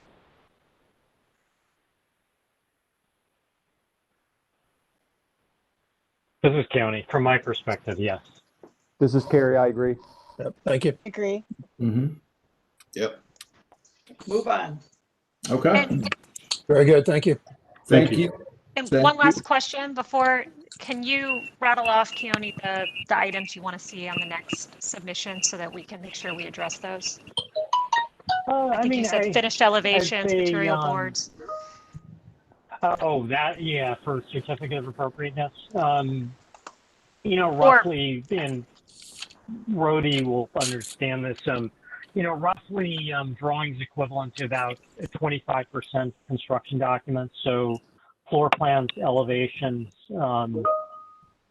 some typical representative wall sections, and some typical representative details. The intent is that we see enough about how you intend to build and detail it, so no one pulls a fast one and we get, you know, we looked at something that had brick and metal siding, and when it's built, it's got EFS, and, you know, someone shrugs their shoulders and says, well, you know, you approved our drawings, and our drawings match that. So, and then, you know, material board showing proposed material. Okay, thank you. Very good. Awesome. Thanks. Thank you. Thank you. Next case, UID 20-11-002, 1475 North High Street. Take it away, Patrick. The applicant is proposing to redevelop the site with a 6-story, 72-foot tall mixed-use building that will feature 146 dwelling units. Additionally, the building will feature an accessory leasing office and ground level commercial tenant space on High Street. A 129 space parking garage is included as part of the proposal. The existing site currently has a mix of uses, including commercial and residential spaces, and 2 contributing residential structures are proposed for demolition as part of the proposal. In January 2021, the applicant updated the design to have the Courtyard open to 8th Avenue. There are no updates from January to February 2021, but the applicant has provided additional perspective drawings. Staff is generally supportive of the proposal. Additional information will be required at the time of a request for action, including materials, lighting, landscaping, to review for consistency with plan recommendations. The University District Plan recommends use for the site with a minimum FAR and no maximum FAR. The plan also recommends a new scale construction be influenced by nearby contributing buildings and streetscape, and that setbacks of higher stories from the front facade should be considered for taller buildings to lessen their visual impact. The plan additionally provides recommendations for window and door openings, building materials, lighting, landscaping, and screening. Staff notes a setback on North Wall Street may be appropriate, but if not provided, it is recommended that applicant should demonstrate the adjacent properties are not negatively impacted by the proposed height or that there are additional mitigating factors. Staff asked the board to discuss whether they view the current proposal as appropriate to adjacent residential uses. The proposed mix of uses is supported and consistent with the plan, including commercial on the part of the ground floor. The building's articulation and transparency on the ground floor are also consistent with the plan's recommendations. Staff recommends the board discussing if they're in support of the building's envelope, whether or not they're ready to see building materials. Thank you, Patrick. Peter for conceptual review. Who will be speaking for the applicant on this case?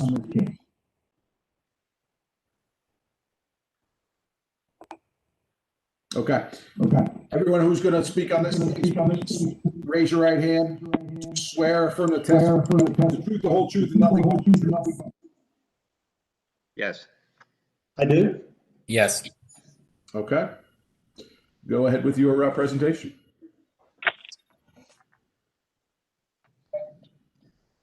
This is Joe Sullivan. I'll start.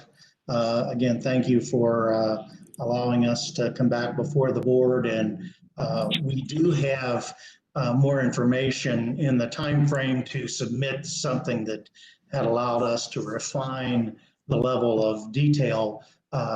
Just to be on the application wasn't enough time. And so since we're still at the conceptual stage, we have submitted some additional drawings, and we'd like to be able to control the screen.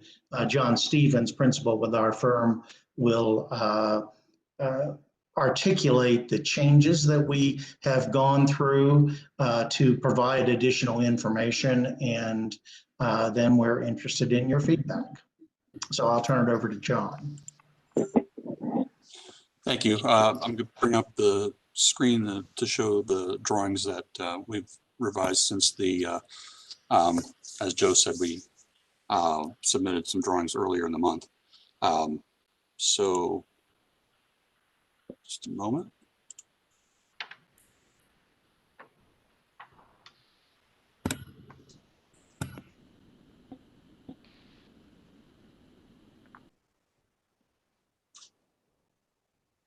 Okay.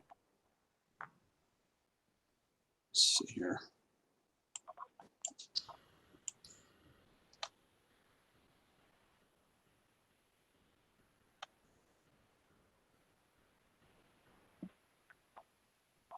Oh, I'm sorry. That's not the right one.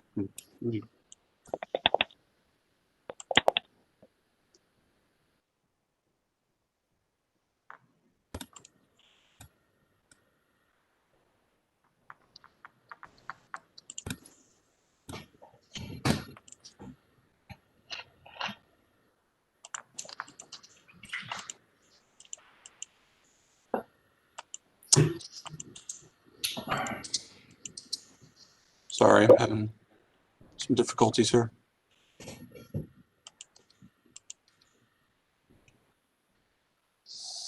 John, do they have the right one? Yes, they do. I just don't know if you could direct them and ask them to go to certain pages if you're having trouble on your computer. Yeah, no, I'm prepared to do that. The latest one should be in the on box. Okay. And it should be linked in the staff report in the agenda too. Yeah, that's the one I have open. Okay.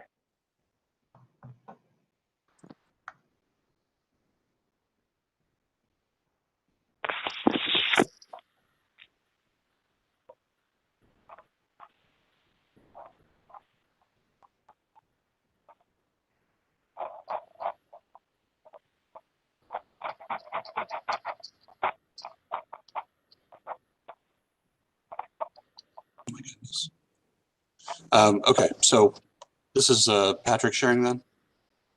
This is Nolan sharing, but I Oh, can, okay. yeah. I've got the I pages apologize. up. If you want to just say which page you go to, I can help guide you to it.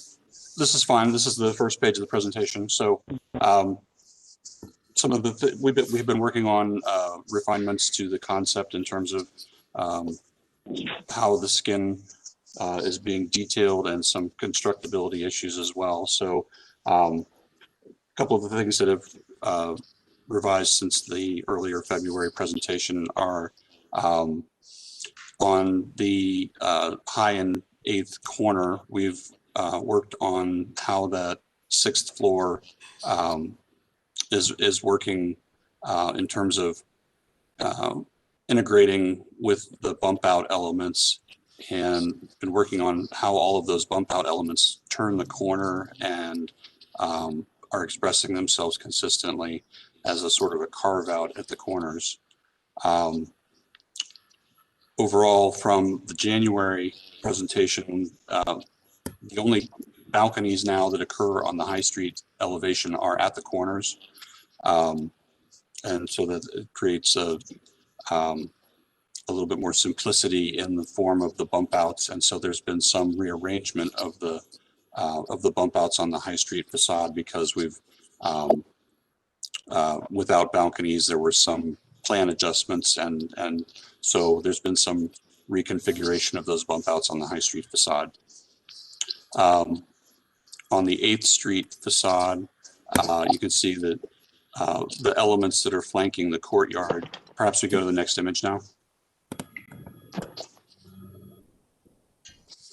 The bump out elements that are flanking the courtyard in the earlier version had kind of eyebrow pieces at the 6th floor at the corners of the courtyard opening. Those elements now extend all the way up to the 6th floor. And then in addition, we have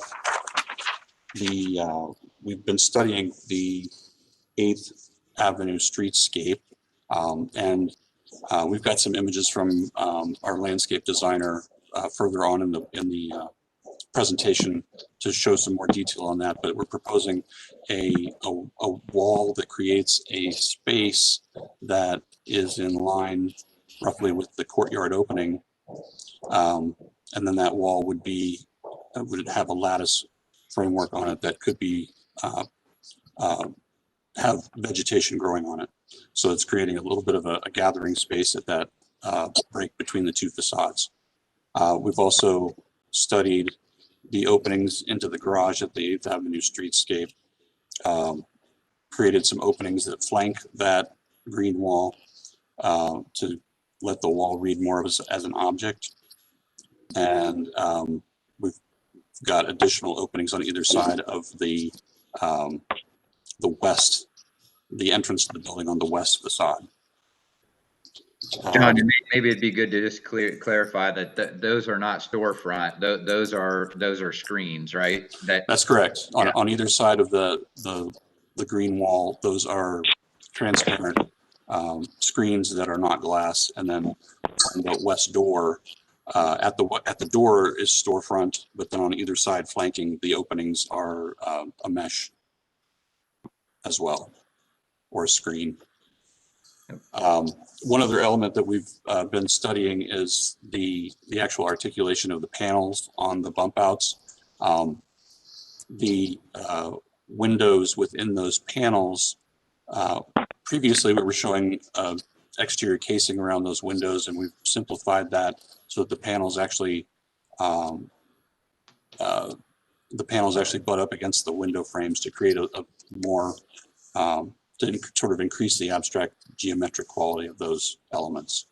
But then we're leaving casing on the sort of background field walls and emphasizing those. Within the courtyard, I've got an additional view inside the courtyard that we can talk about that later, but that's another change from the earlier February presentation, where we did have the sort of bump outs within the courtyard, the enclosed balconies, and we're simplifying the expression of those balconies now to be more of just a horizontal slab element that is in relation to the sort of proportion of the balconies at the corner elements. So let's see. If you go to the next image.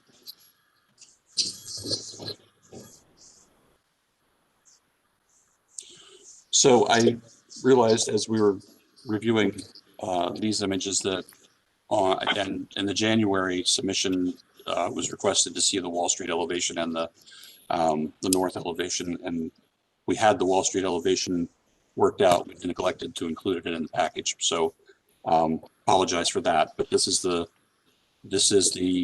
west elevation of the building.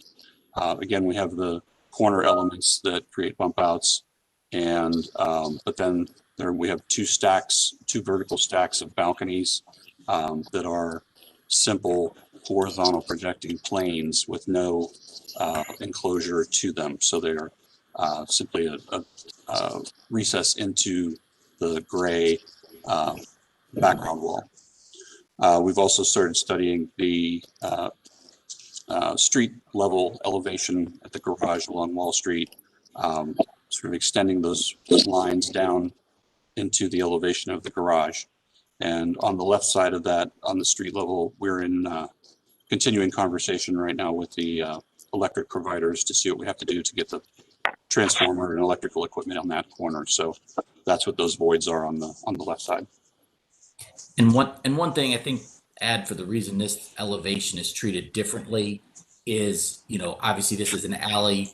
This is probably the least attractive views looking back. And so from a unit perspective, we felt adding the balconies here would help with the leasing and the overall unit mix, is the reason that this is treated slightly different than the High Street elevation.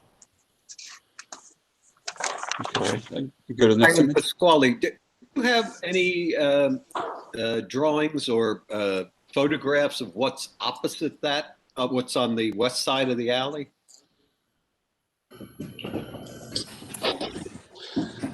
Oh. No, Pasquale, are you looking for just like the Google Street View? I was going to say, Pasquale, if you go to Google Maps, it's just most of it's an open parking lot.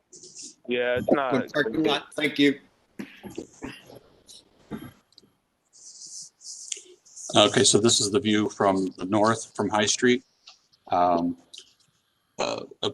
slight change in a tweak in the plan from the January submission. I don't think we actually got to look at our revised plan diagram in January, but we've created a deeper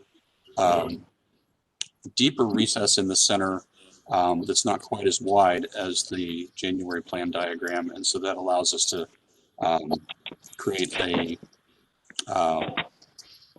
sort of a similar pair of facades there that use the bump outs to articulate corners there as well. And again, we're beginning some investigation into the garage openings.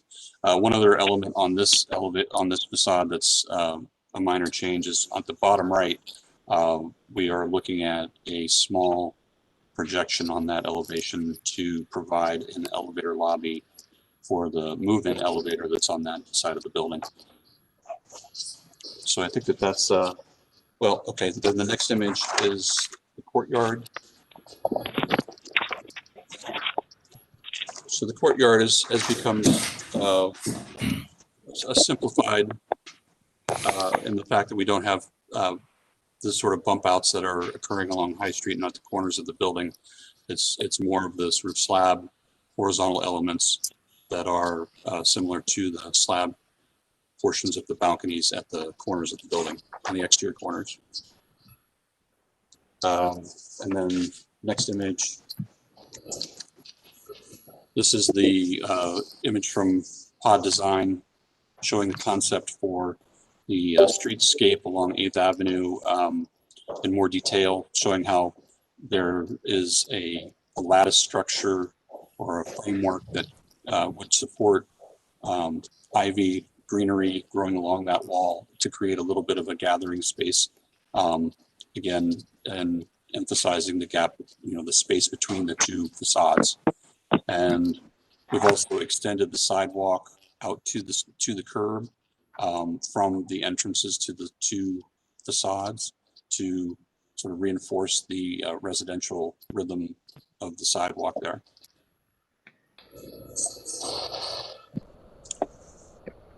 And that wall extends up and integrates into it basically is the screening. That planter at the top is basically the fence / screening for the courtyard. So that's part of that intent.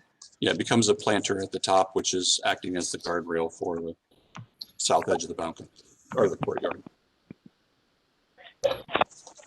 So the subsequent images are the straight-on elevation views, but I think that there's nothing in those images that we haven't already talked about.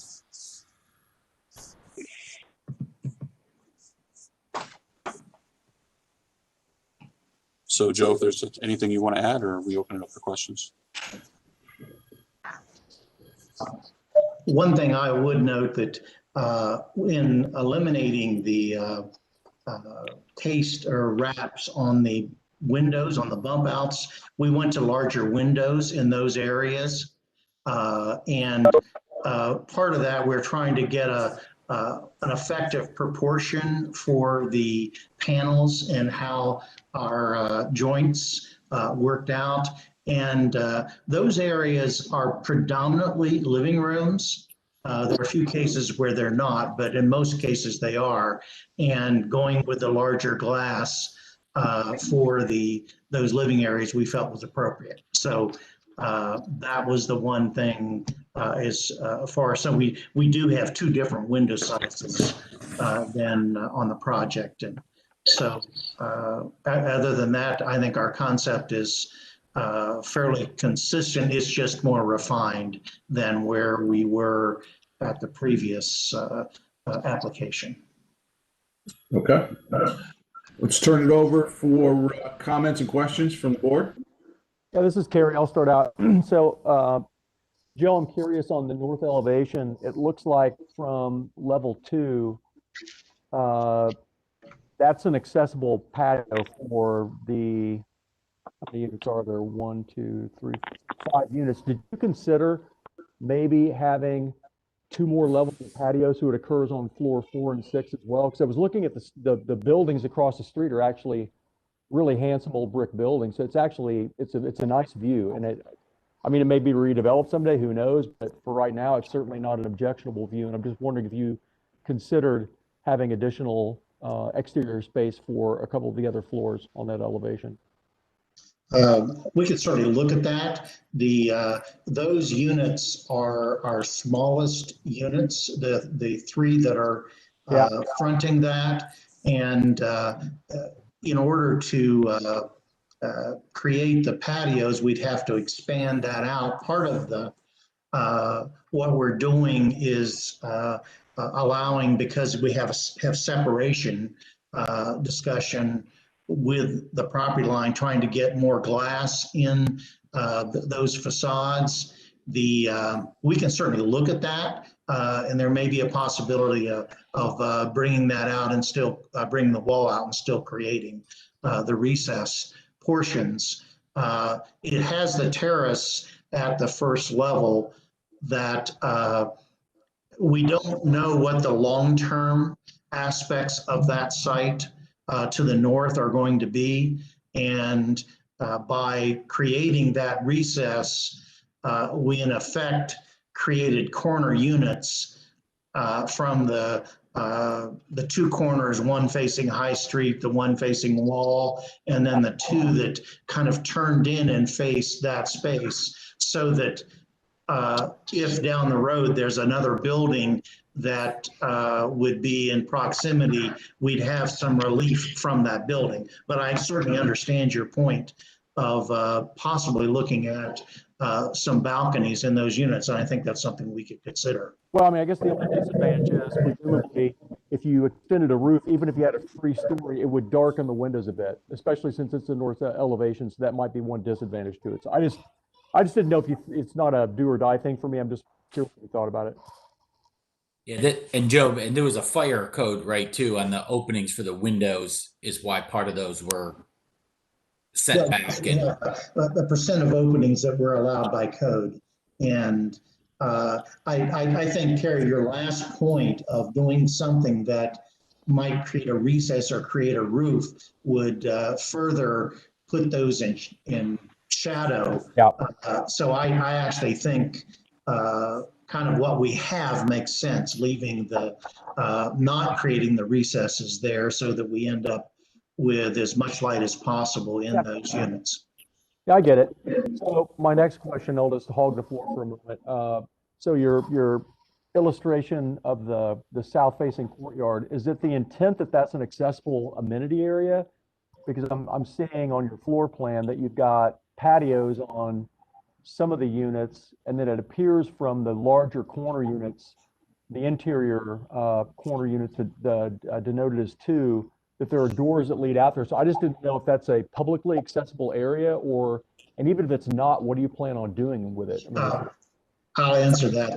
That is a public accessible area, and we will modify the units at that level to create 2 public corridors that access that space, and then it will be developed with hardscape and planters and activities that are part of the amenity package. We may do an outdoor kitchen out there, and there'll be seating areas and things created. So it will be an enlivened social space. Okay. So my last question, I think, will be done.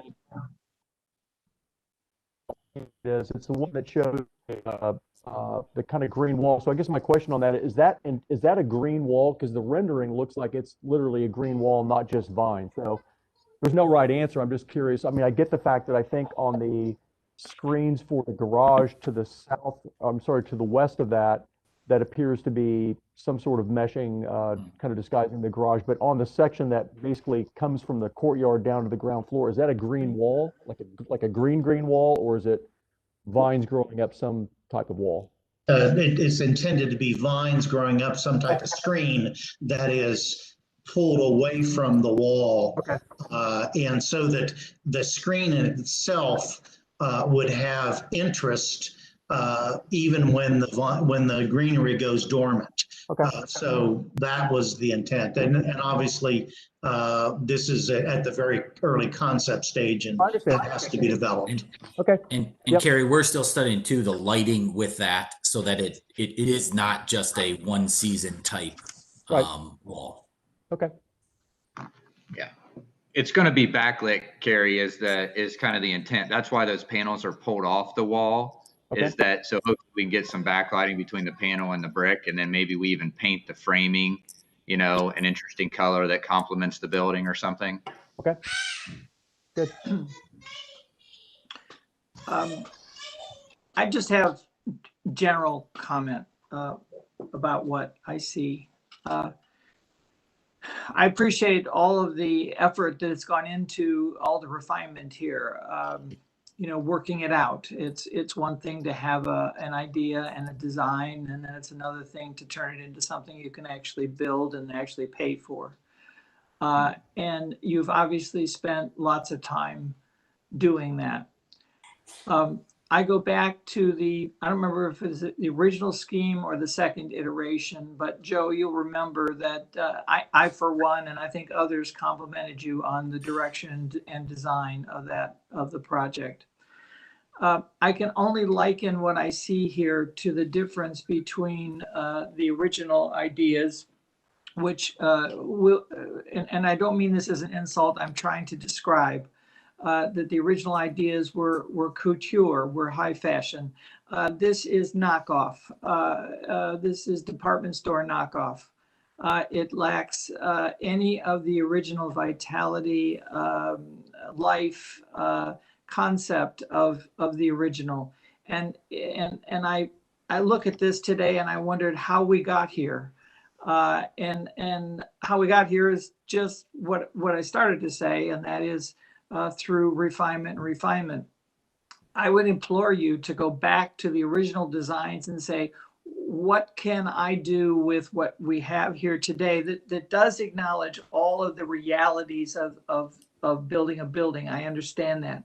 But how can we gain back some of the ideas and imagery, or I don't even remember what it looked like. All I know is that I'm not seeing here, what I'm seeing here is a ghost of what was initially presented to us. And it's just disappointing because I was very, I was somewhat excited about what you were proposing. So this is not a very specific comment, but it's really the only comment I have about what I see.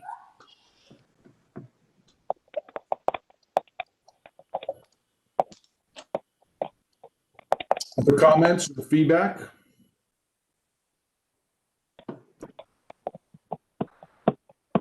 Yeah, I mean, I would agree with Frank. I'm looking at the December sort of proposal to try and sort of track the difference, because I think the nuances are fairly subtle. It seems, I think as I can see it, the differences appear to be that the southeast corner of the building was held by this sort of large glass stretch, and vertically and comparatively, the open balconies sort of erode the corner a little. And it might be as simple as finding a way to sort of return the kind of frame that sort of held the corner. But that seems to be one of the sort of things that has fallen out. The sort of accent panels in the projected pieces have dropped off as well.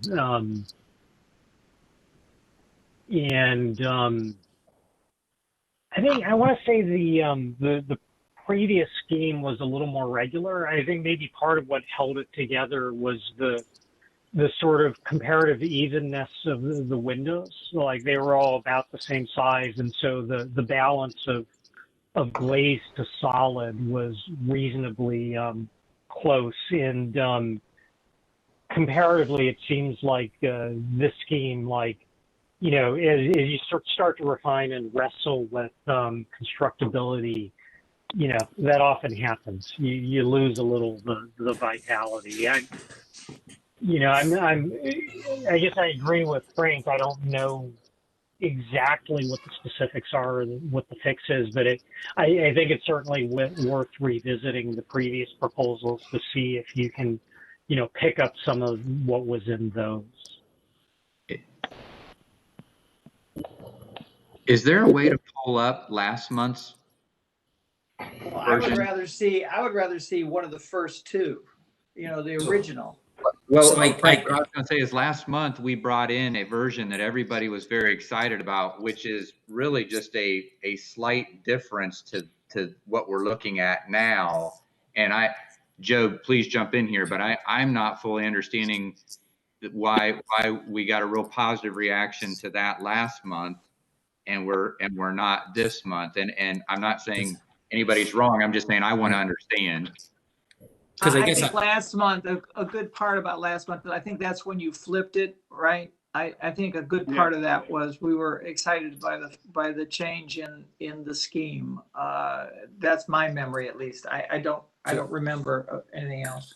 Because I guess I will add, Frank, when we switched to this open courtyard, there was a discussion last month.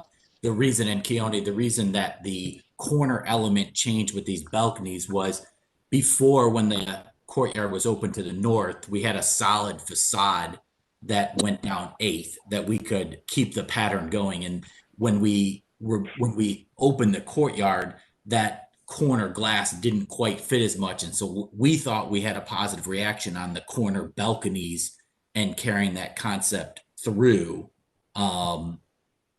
And so, because this high street facade has not changed much since last month, except where there's now windows instead of balconies. We had balconies on some of those. Right. But understand the thing, it evolves, and at some point it becomes oatmeal. Okay, and all we're saying is look back and try to regain some of the excitement in prior schemes. That's all. Yeah, I think, I'm sympathetic, right? I think there is because I have this problem too. There's like, you have an idea, and when you try and make the thing sort of buildable, reality creeps in, and sometimes that has a way of diluting the idea. So, I'm not unsympathetic to the challenges. I think I've got the color rendering from the December application up, and the immediate differences I noticed are that the scheme in December was capped across the top. There was a sort of return at the edge and a continuous line across the top that sort of captured the form. And here you're sort of eroding the form both on the far side with the balconies, and you're losing it on the top because the frame is gone. And on the southeast corner at 8th and High, you sort of captured that corner with, again, the frame with the glass inset, and again, it's a little bit eroded. I get the part about when you flip the courtyard, it raises some issues about whether the form makes as much sense. But I guess I'm trying to look at this with the idea of understanding, what it is that might be bothering Frank and myself both. I guess I'd like to respond a little bit because I appreciate your comments, but I felt like there's and of course part of it is this is a pretty rough perspective, and colors are not really defined, but you're architects, you can read through all that and envision this. So I don't want to insult you to the point that you know what this could be. One of the things that I felt the evolution of this design made sense. The original design, much as we liked it at the time, with a really strong corner, was kind of a combination of some different ideas. We had, the corner element that had the kind of curtain wall feel at the corner. Then we had this geometric kind of figure ground study in the parts, particularly facing High Street. And then we didn't really address the north elevation or the west elevation. And as we started to, we flipped the building and we needed to integrate this top floor terrace. And we came up with the idea of trying to integrate balconies into these forms and create one idea. I think that the importance of this is in its execution. I do think when you come back to look at something and you look at the appropriateness of the scale of the forms, that if they hold in their comfort level of proportion, by that I mean figure ground studies, and they're executed in a refinement that I fully believe we will do, that the building will look far better than it looks in a study at this stage. I think the interest that is created in the sense of the positive, negative aspects of these forms and the kind of consistency that we've dealt with it throughout all facades holds as a single idea as opposed to a collection of two or three thoughts. And my personal opinion is it's gotten better. And so I'm sorry if that's not how you see it. But I feel I also have a vision for how this is going to be as it's executed. And I feel like it holds, when you look at it three-dimensionally, that it holds from all angles. and it's simple in the sense that we have a background canvas, and then we have these forms that are pulled forward, and then we have some voids taken out that create balconies within those, and that is a very simple statement, and I think there's value in that.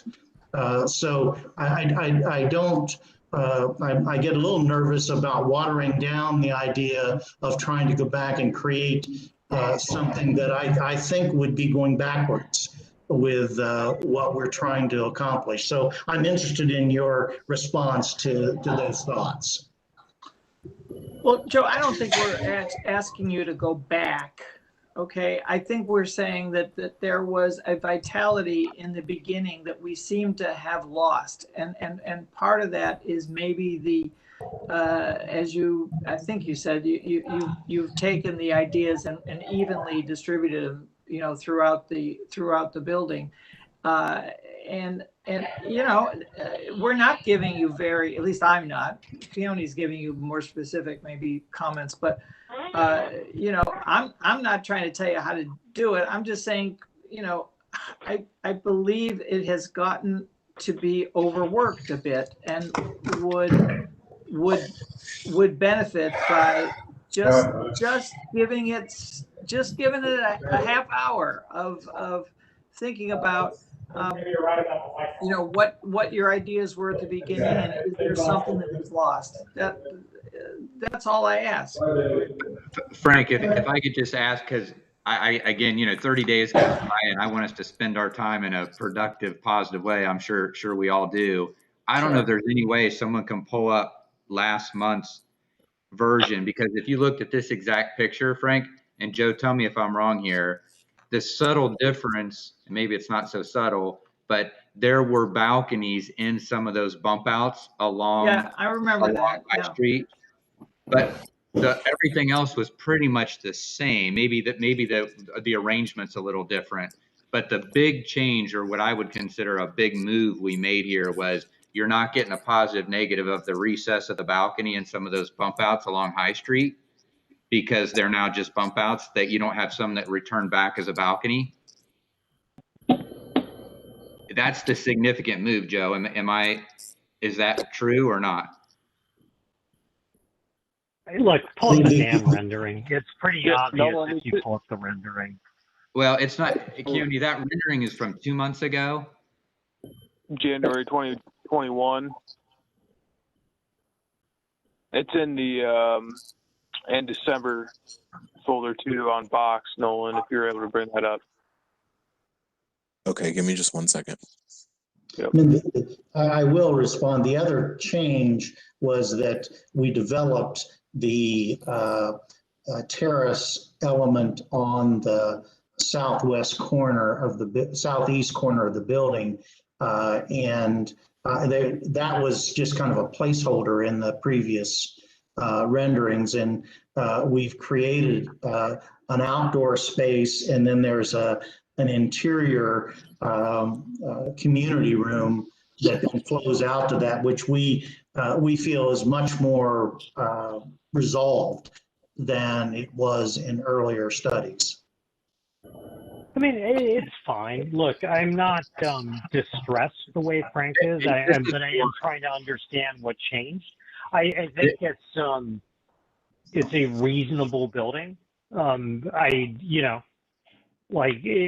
think it's perfectly competent. I think it's scaled for the site. But I'm trying to understand where sort of Frank's coming from, and why he's sort of reacting the way he is. And I think if you compare it to the previous application, it's pretty clear how it's changed.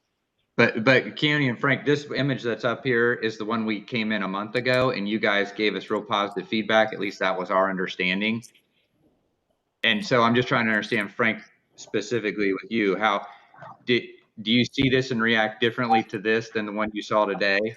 I think this is better. I think it's better. We like the ins and outs, and we like the balconies and the like. I don't know what else is different. Is the base somehow different? No. I mean, this is certain, we certainly could go back to the balconies and so forth on High Street to this. But you can see in this. I mean, I think Ryan raises a reasonable point. I'm trying to pull up the previous application to see how it compares. I see the confusion. I mean, you're right. A month ago, the project, yeah, that's the one I was thinking of. But you're right that a month ago, right. And you're right that a month ago it's sort of largely unchanged. And do me part a of favor, this Nolan, was, go to the second photo on the second 3D view on this application.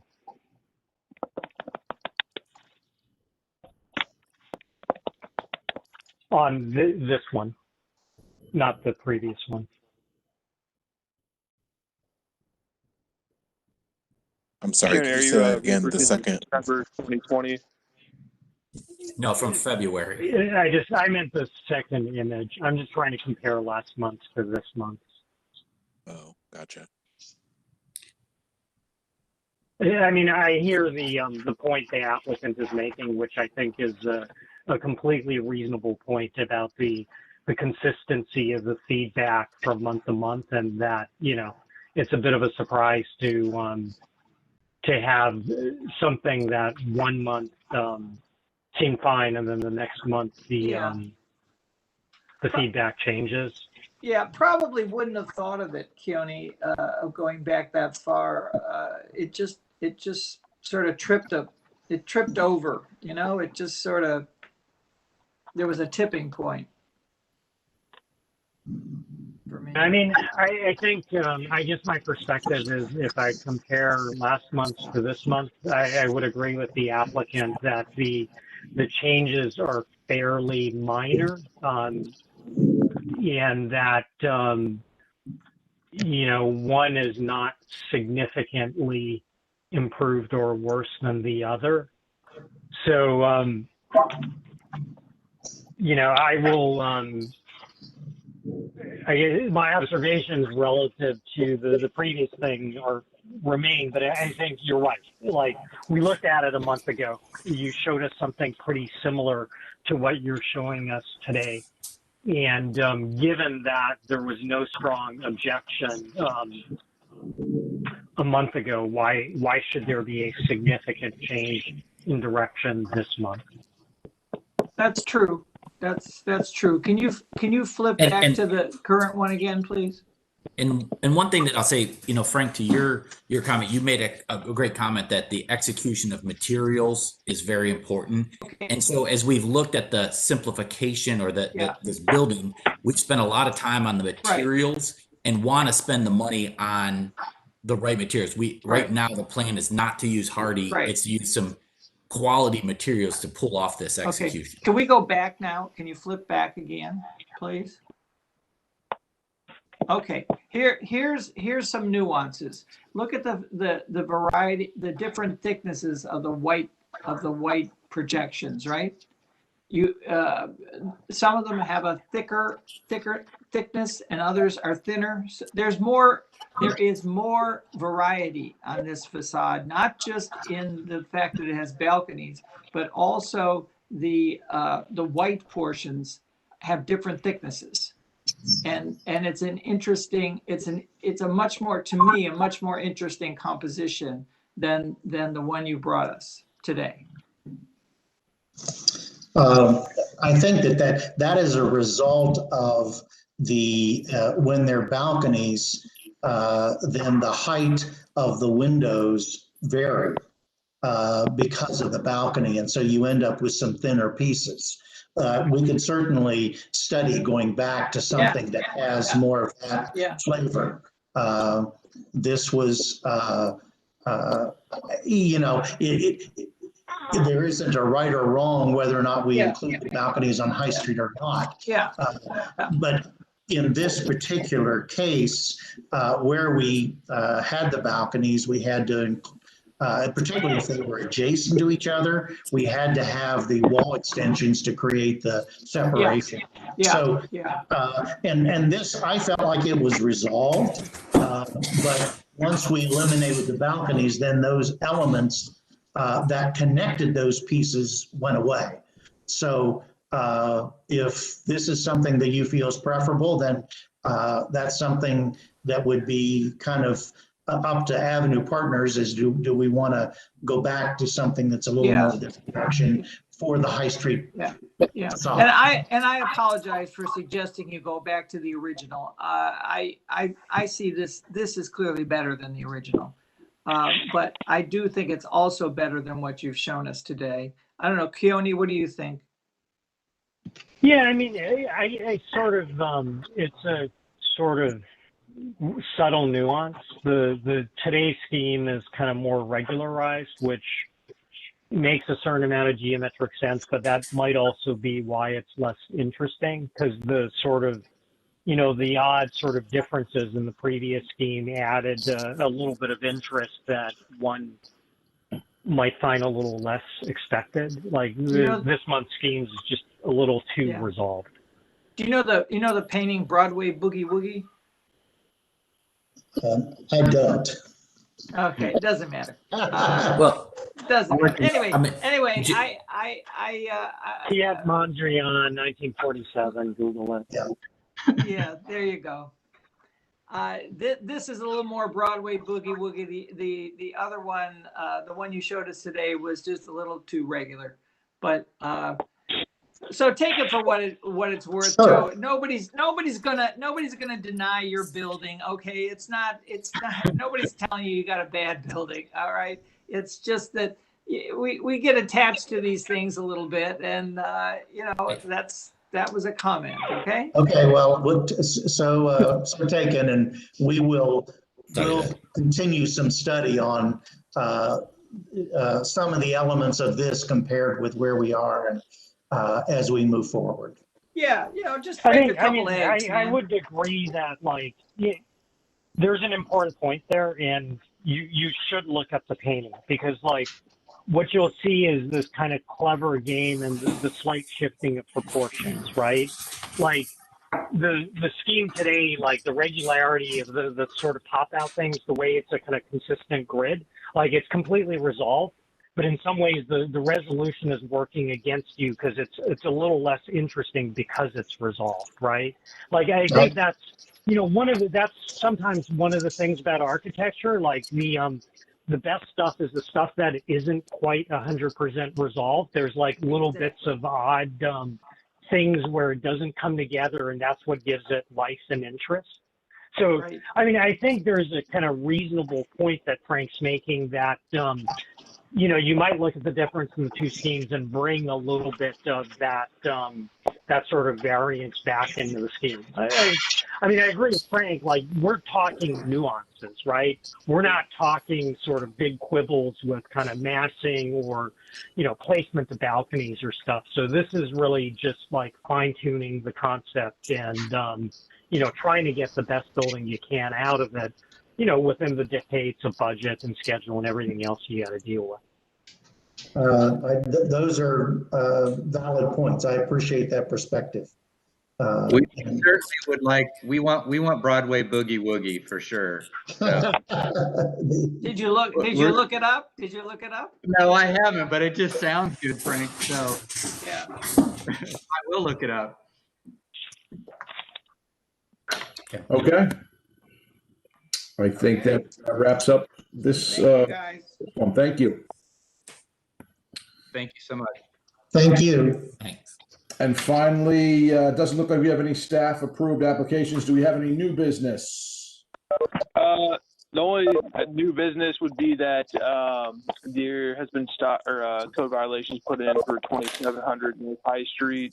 It's Moz or Moz. I'm not sure how to pronounce it, but they placed signage up that without permit, and code has been notified, and they put a violation in for that. And then in addition to that, I know I sent you guys the update for the site plan on Kroger. So hopefully stay tuned for further What's the updates there. update? You have an update or you don't have an update? I don't have any. I sent an email yesterday regarding it. I don't have any major updates right now. Right. Well, I sent everyone, not you, management. Patrick, but I sent everybody on the board a proposed letter to be sent to Chris Prezzuti, and I wondered if anybody's taken a look at it and if there's any comment on it. I did, and I think it's wonderful. I think it's good. Well, Agreed. if everybody is on board, I would, and I don't know if they are or they aren't. I know, and I can tell you that KB did respond and she was in support of it. I would like to make a motion that we ask Steve to send that letter to Chris Prezzuti. You know, I don't know if the board is willing to do that, but I really think we have to do something about it. And anyway, so is it appropriate that I do that or not? I'm okay with it. So am I. Okay. Well, I move that we send the letter that I proposed under Steve's signature to Chris Prezzuti as a communication from the board to the city. I'll second that motion. All in favor, say aye. Aye. Aye. All opposed, same sign. Grado, what's Grado saying? Grado, you're muted. Yeah, I said the comments after the motion's passed. I have a comment. Oh, comment, please. Yeah, in Patrick's response to you, Frank, he said that he had to check with either the city attorney or the department whether or not there is a time frame that's associated with it. And in all honesty, I don't remember if there is. Oh no, I can answer that, Pasquale. Sure. My letter's not based on a time frame at all. It has nothing to do with that because there is no time frame. I've done the research. I've looked at the ordinance. There is no time frame. What there is, though, what the letter essentially says is that as part of our consideration of that project, we did not grant a variance for the amount of building that had to be built along High Street. That there is a certain percentage required, I think it's 60% of the facade of the frontage needs to be in building. Right. Currently, what is built is less than 60%.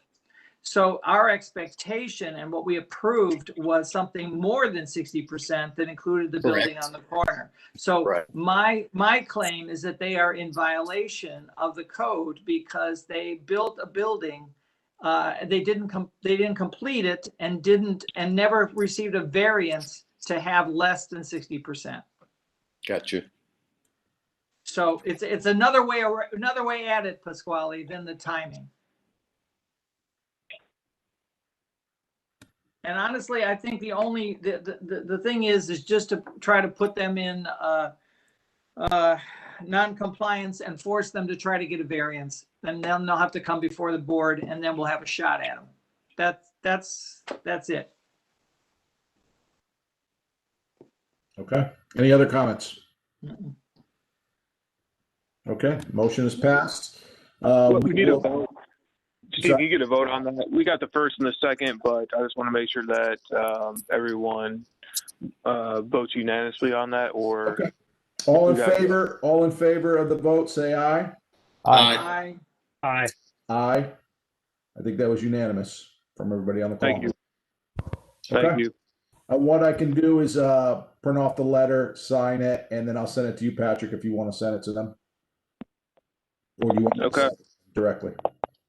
I think it would be best to send it to me first. Yeah, that way it's good through the city. I want to be clear. That needs to go to Chris Prezzuti, not to your planning department to get it approved. Okay, it needs to go to Chris Prezzuti. Okay. Okay. That's the motion. Yeah. Yeah. Okay. All right. Do we have a motion to adjourn? So moved. All right. All in favor, say aye. Aye. Aye. Aye. Good to see all of you. Talk to you Motion later. adjourned. Bye. Thank you. Have a good night. Yep.